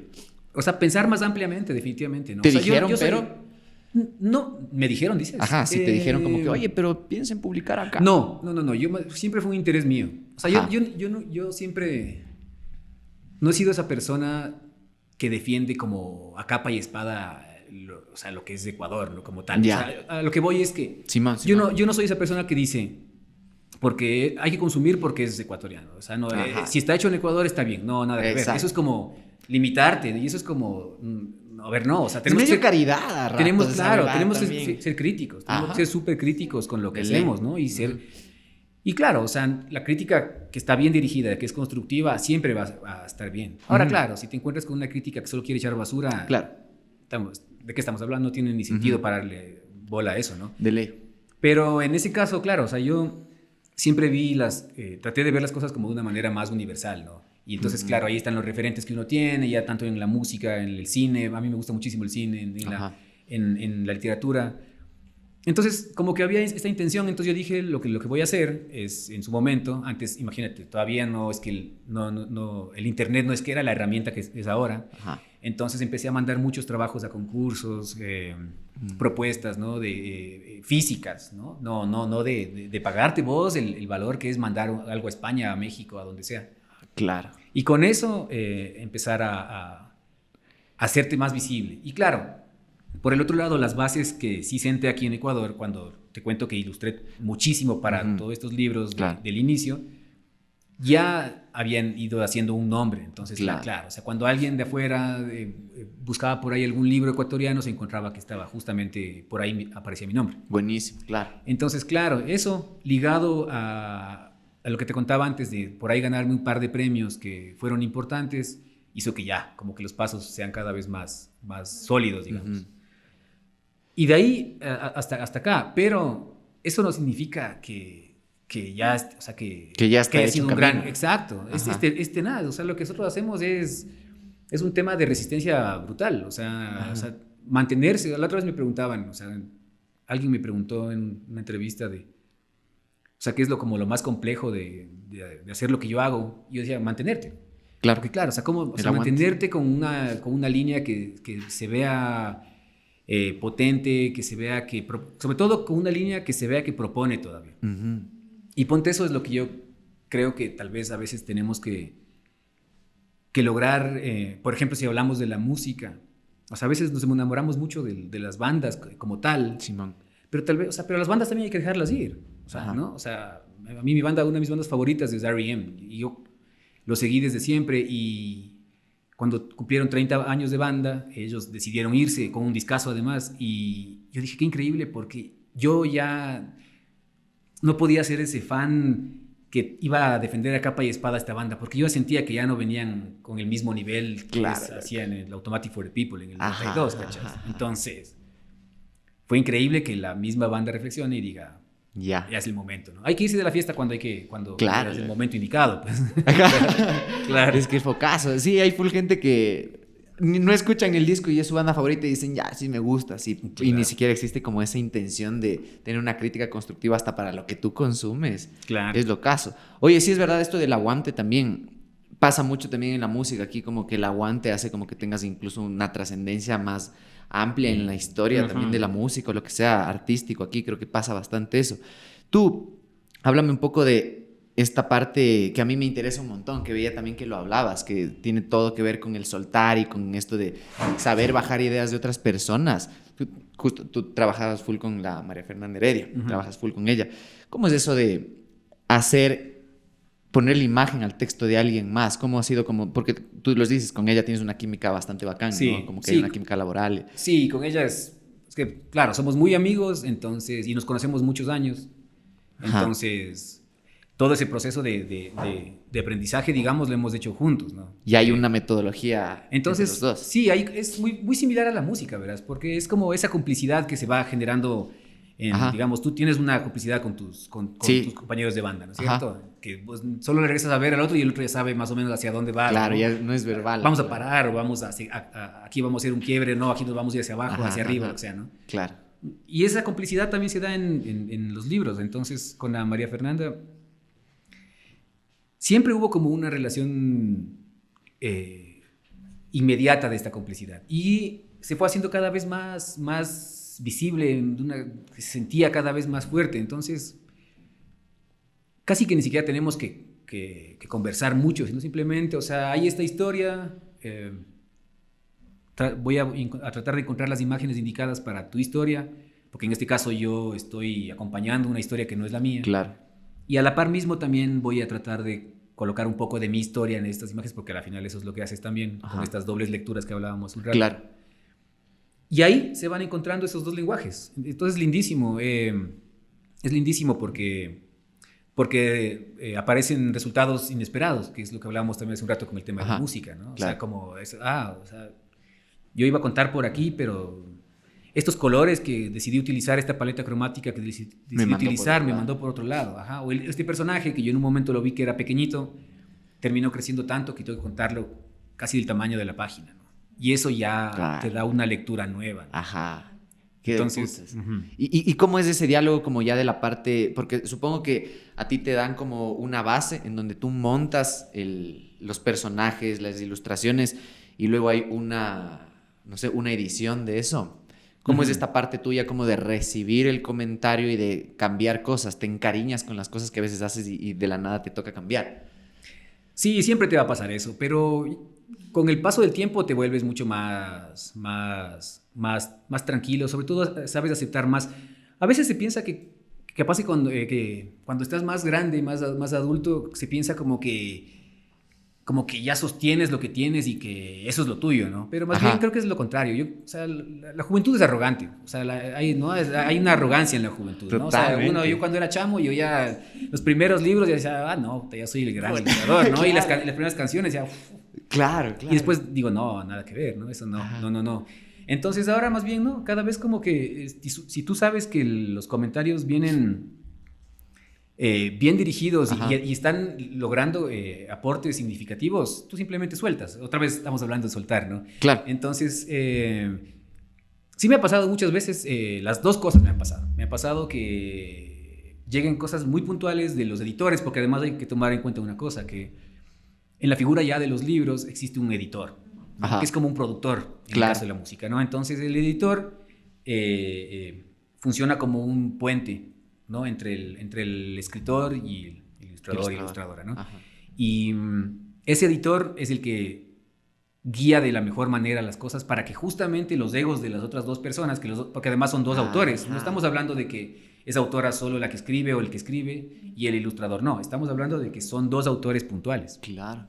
Entonces, ese editor lo que trata de hacer, si es un buen editor, una buena editora, es mediar perfectamente para que esos egos no se sientan golpeados, ¿no? Y para que digan, a ver, o sea, aquí hay que tomar en cuenta algo, o sea, el que tiene que ganar es el libro, no tiene que ganar ni el ilustrador, ni nadie, el que tiene que ganar definitivamente es el libro y el lector, ¿no? En el caso de la música es igualito, lo que tiene que ganar es la canción. La canción, y que la gente que la escuche quiera oírla todo el día, ¿no? No que yo escribí esta letraza y ahora ya me cambiaron la letra y ya ni modo, ¿no? Entonces, ¿no? Entonces así funciona. Entonces en ese camino de conversaciones vas puliendo las cosas y vas llegando al mejor puerto posible, digamos. Claro. O sea, y es buenísimo. También hay otros casos en los cuales te llegan comentarios que no tienen sentido, que ahí sí tú tienes que defender a capa y espada, digamos, lo que estás proponiendo, ¿no? Exponer bien la idea, como que darle más. Entonces, claro, yo soy súper... Cuando trabajo en un libro, al menos, digamos, ya sea como coautor, ¿no? En el caso solo de la figura de ilustrador, o sea, como autor integral, que es los libros que he estado sacando últimamente, yo mando una propuesta súper bien justificada. Entonces digo, a ver, estoy usando estos colores porque estos colores representan esto. El concepto en sí de este libro es este. La ambientación está tomada en cuenta por este lado por tal razón. Los personajes son estos por tal otro motivo. Entonces, todo tiene una razón. Claro, está todo muy bien justificado. Entonces, cuando mandas una propuesta así, la persona que la recibe, si es que le interesa esa propuesta, por ahí te va a hacer ciertos comentarios, ciertos aportes, pero no va a cambiar el fondo en sí, digamos, ¿no? Claro. de lo que estás proponiendo, ¿no? Entonces, por ahí podrán aparecer algún personaje adicional que va a aportar, que tú no habías pensado y dices, qué buena idea esta, ¿no? Sí, claro. Está lindísimo esto. O te va a decir, oye, capaz que y la misma historia, pero no la contemos en esta época, sino en los 50, ¿no? Entonces, claro, qué chévere, ¿no? Entonces, ahí sí, o sea... Claro, son perspectivas por la rotación del mismo proyecto. Entonces, vas mediando, vas conversando, y si todas las partes son personas abiertas, que saben escuchar sobre todo, entonces lo que van a hacer es, muy bien, o sea... claro. Vamos, o sea, sigamos adelante. ¿No? ¿Y cómo eres tú con tus libros, loco? ¿Tienes un tercero en quien te apoyas por un punto de validación? O sea, siempre hay gente cercana, ¿no? O sea, ponte, mi hija siempre ha visto todos mis libros. ¿Sí? ¿No? Sí, desde chiquita, ¿no? Imagínate. Entonces ella siempre ha estado viendo, ya sea los míos o los que tú acompaño. Entonces siempre para mí es un punto de apoyo ese. Pero claro, o sea, yo también sé que es mi hija, ¿no? Entonces también, o sea, no es que va a ser alguien como muy directa, ¿no? Es como a los papás les gusta tu música porque eres vos a veces también. Claro, exacto. Claro. Entonces obviamente está mi pareja, que también es quien puede verlo, está por ahí tal vez algún colega en quien confío y que le puedo mostrar algo. ¿Y los muestras antes de...? No siempre, verás. No siempre.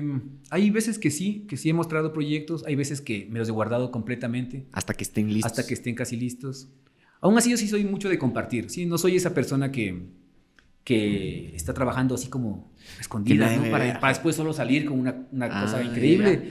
Sino como que sí me gusta mucho compartir el proceso. Ponte, si estoy trabajando en un libro me gusta que vean bocetos o que vean pruebas de color que estoy haciendo, que no van, que tal vez no van a ser las que van a estar en el libro, pero que es un proceso en sí. Ajá, claro. Entonces sí voy tratando de compartir eso.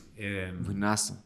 Sí, o sea, sí trato de encontrar como cierta guía. Obviamente siempre vas a necesitar una guía para que veas que las cosas están yendo por buen camino, pues obviamente, ¿no? Pero al mismo tiempo, digamos que tampoco eso es algo que tiene que ser así, porque sí debe haber otra gente que simplemente trabaja de la otra manera, en la cual no muestra nada y simplemente eso aparece, ¿no? Simón, ya son diálogos además, sí. O sea, como tuyos mismos de tu obra. Y tú también veía que decías esto de que a veces no todo tiene que salir rápido también, como que tiene que añejarse, hay ideas que se tienen que añejar, hay ideas que tienen como que hasta desarrollarse dentro de ti para que luego te detonen otra cosa. Tú tienes libros que tienes ahí parqueados esperando que algún día como que florezcan, como que sabes que la semilla está buena, pero todavía no es el momento.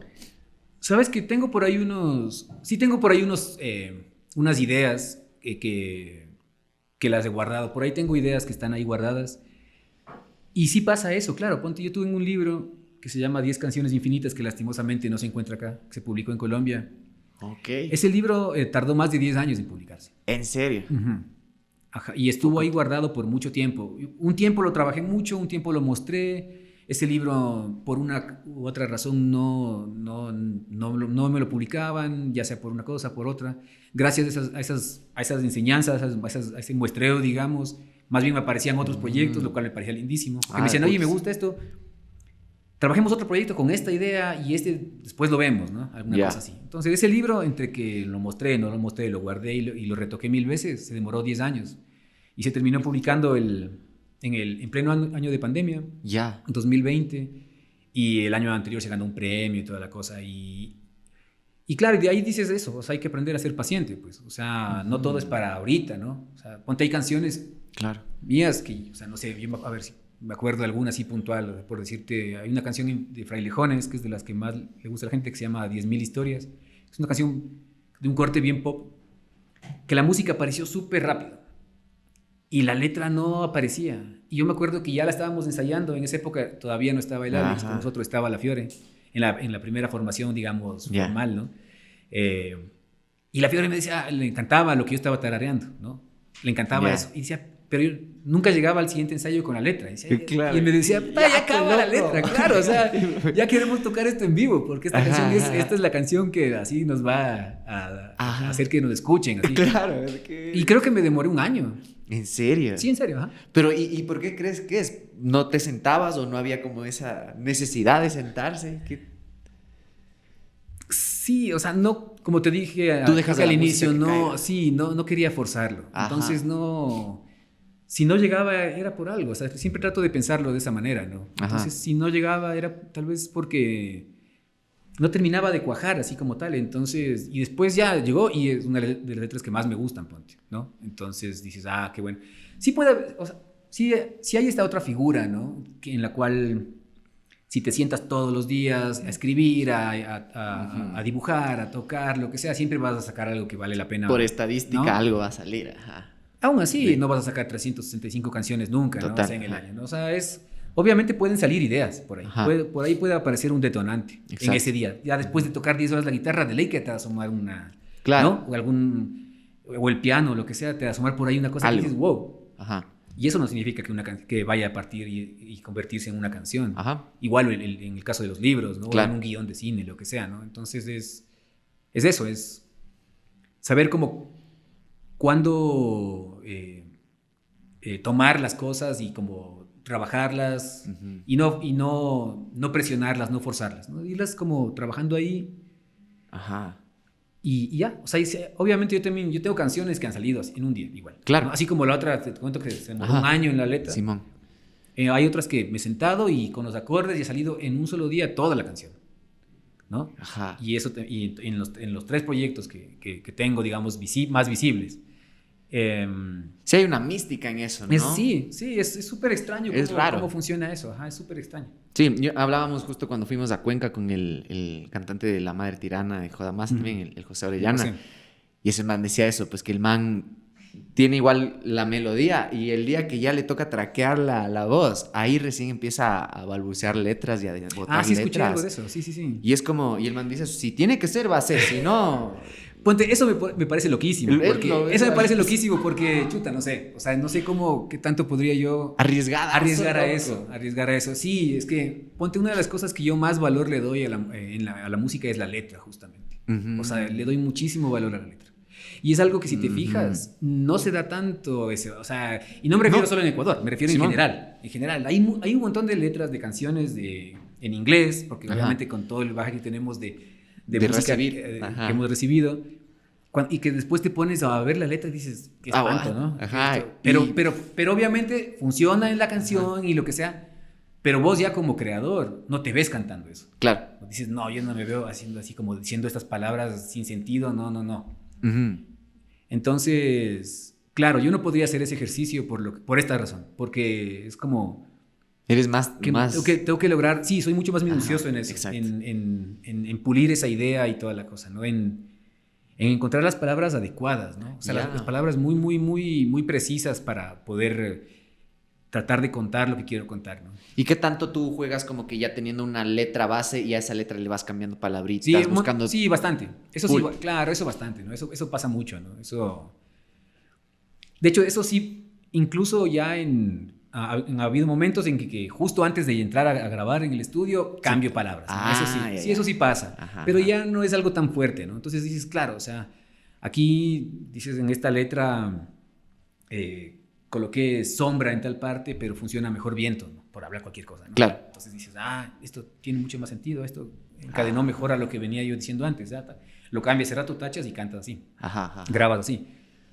Pero son cositas, son detallitos, ¿no? Son detalles, ¿no? Que ya más estéticos también. Claro, sí. O sea, igual en la ilustración pasa exactamente lo mismo, claro. ¿no? Yo voy haciendo una tras otra, hasta terminar un libro. Cuando tengo todas, mejor dicho, y siempre voy revisando una y otra, ¿no? Y otra vez. Y cuando ya tengo igual todas, voy viendo, digo, la última, en la cromática está así, y acá como que le faltó esta parte, y cojo y retoco un poquito. Pero un poco de lo que ya está realizado. No cambio al 100%, salvo que sea un caso que realmente dices, hay que cambiarlo, pero... Que puede pasar, pero no. O sea, si es un detalle, ¿no? Un detalle tal vez de luz, de sombra, lo que sea. Igualito es en las canciones.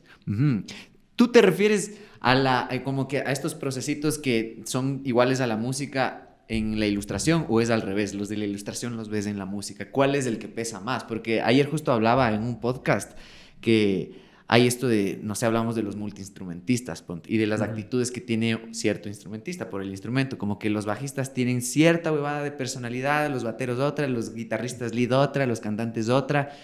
Y yo decía, ¿cómo serán los multiinstrumentistas? Debe ser como diferentes espíritus en uno solo. ¿Cómo es? Y yo decía, seguramente es como los tótem, que de ley hay un animal base, o sea, siempre lo piensan desde un instrumento para los otros. ¿Tú cómo es, loco? ¿Es la música o es la ilustración quien compensa al otro? O sea, podría ser la música mismo como punto de partida, tal vez, Sí. ¿no? Sí, ¿no? Porque además, claro, lo que pasa es que te encuentras con una canción que tiene un inicio y un fin, ¿no? Tiene un nudo, tiene desarrollo, hay una trama, premisa, claro.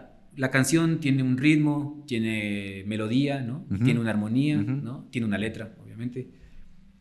Y el libro tiene exactamente lo mismo, ¿no? O sea, el libro también tiene inicio, nudo, desenlace, tiene una letra, tiene una armonía, porque tiene que todo tener armonía, tiene un ritmo, porque el ritmo no puede caerse en el libro, ¿no? Claro. El libro tiene que mantenerte ahí. Entonces sí son muy similares, ¿no?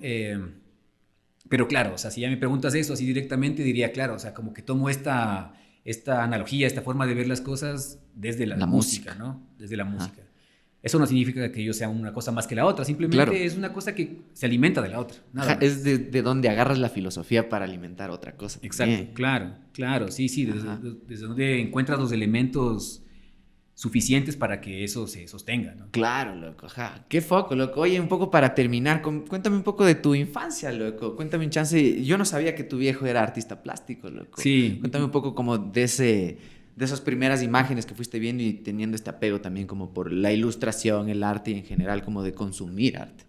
Sí, claro, mi viejo pinta, es artista plástico, entonces claro, o sea, desde siempre habían como esto, ¿no? Habían materiales de dibujo, de pintura en la casa.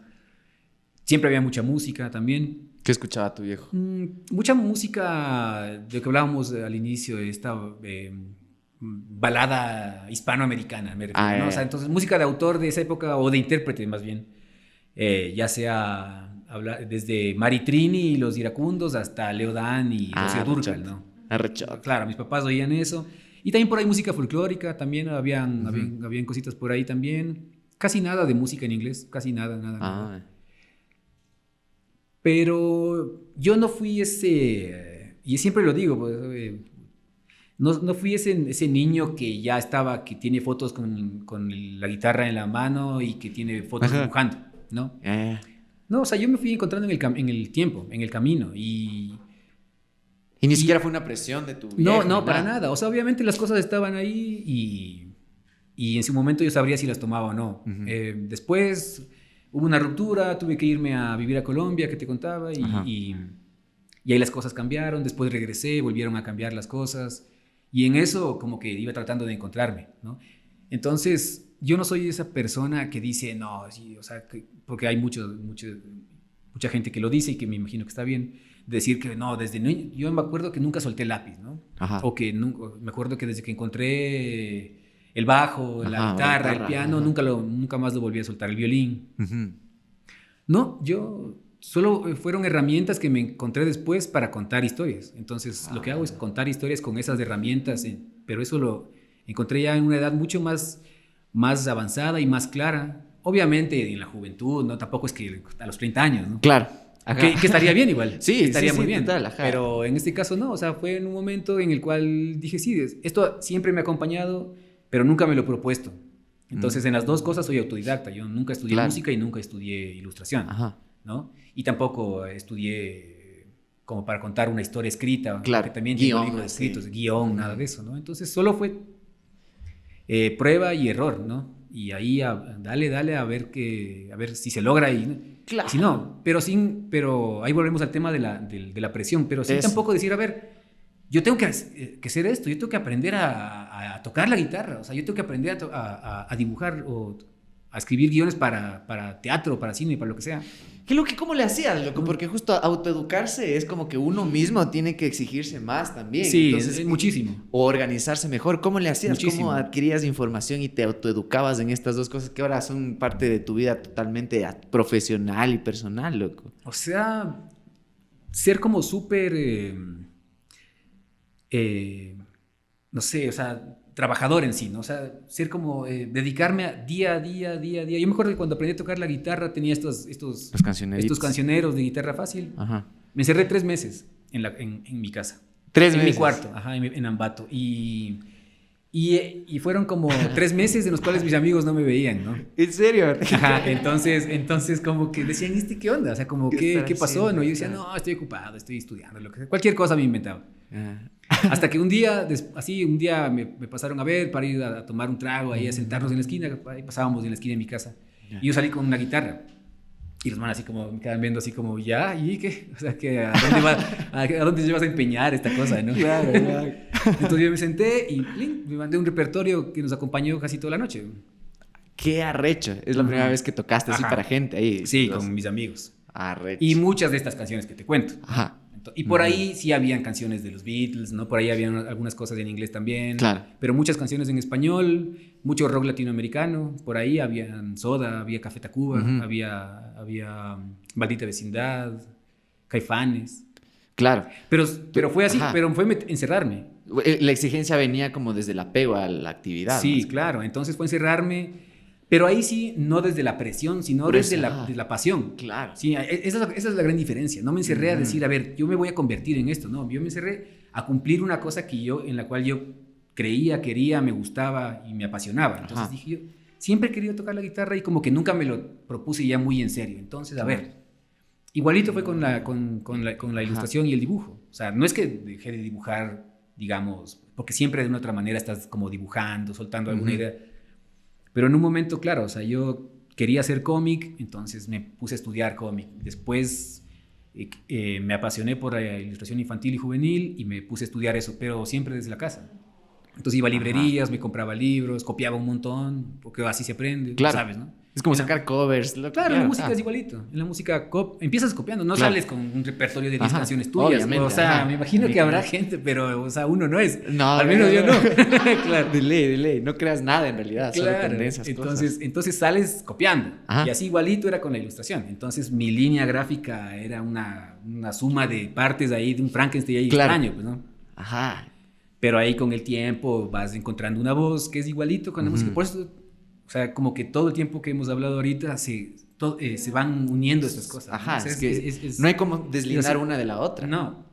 Ni cagando. No, y es lo lindo de cierta forma de la decisión que, como te decía, tomé en un momento, ¿no? Que era como si, sí, yo soy esto, pero también quisiera hacer esto y voy a intentarlo. O sea, si no funciona o si se siente que esto no fluye, más que nada, no se siente libre así, entonces lo dejaré partir. Pero si funciona, lindo, porque me gusta, ¿no?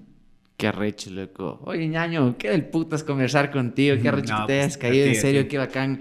Sentarnos a hablar por primera vez, loco, porque nunca hemos conversado así tanto tiempo, tanto, claro. Loco, siempre nos hemos visto medio de lejos, claro. Y qué bacán tener, como siempre digo, más dimensión de la persona y de la obra también, y ver cómo se mezclan estas dos cosas, loco, que también es súper chévere porque le da otro color y justo rompe hasta imaginarios que uno a veces tiene. Entonces, gracias por caerte, loco, qué bacán. Algo que le quieras decir ahí a la gente que te ve y te escucha, loco. No, para empezar, agradecerte a vos, a ustedes, por la invitación, la verdad, lindísimo. Sí me he escuchado, como te dije, varios capítulos, varios episodios.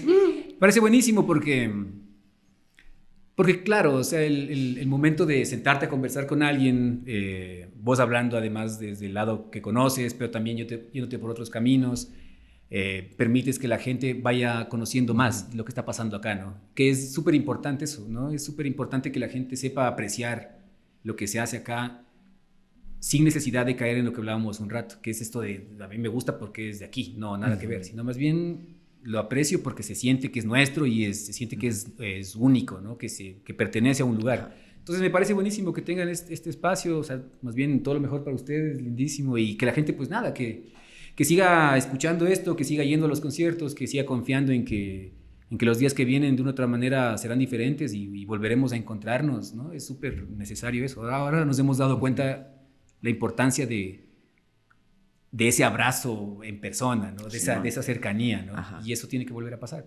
Qué arrecho, ñaño. Gracias por esas palabras. Igual suerte en esta nueva etapa de tu vida, loco, que para ti también debe ser una bisagra esto de dejar Mamá Vudú y dedicarte a tus cosas más personales también y a otras búsquedas. Entonces, qué putas, ñaño. Gracias por venir. Gracias a ustedes también por ver y por escuchar. Los que están en el Spotify vayan al YouTube. Los que están en el YouTube váyanse al Spotify. Acuérdense que esto no es una entrevista, esto es una conversación. Nos vemos la próxima semana. Cuídense full. A ver qué no dije. Siempre me olvido algunas cosas. Esto es Dilemas de Ideas y Vidas. Nos vemos la próxima semana. Pilas. Chau. Bien. Gracias, ñaño. Qué recho. Bien ahí.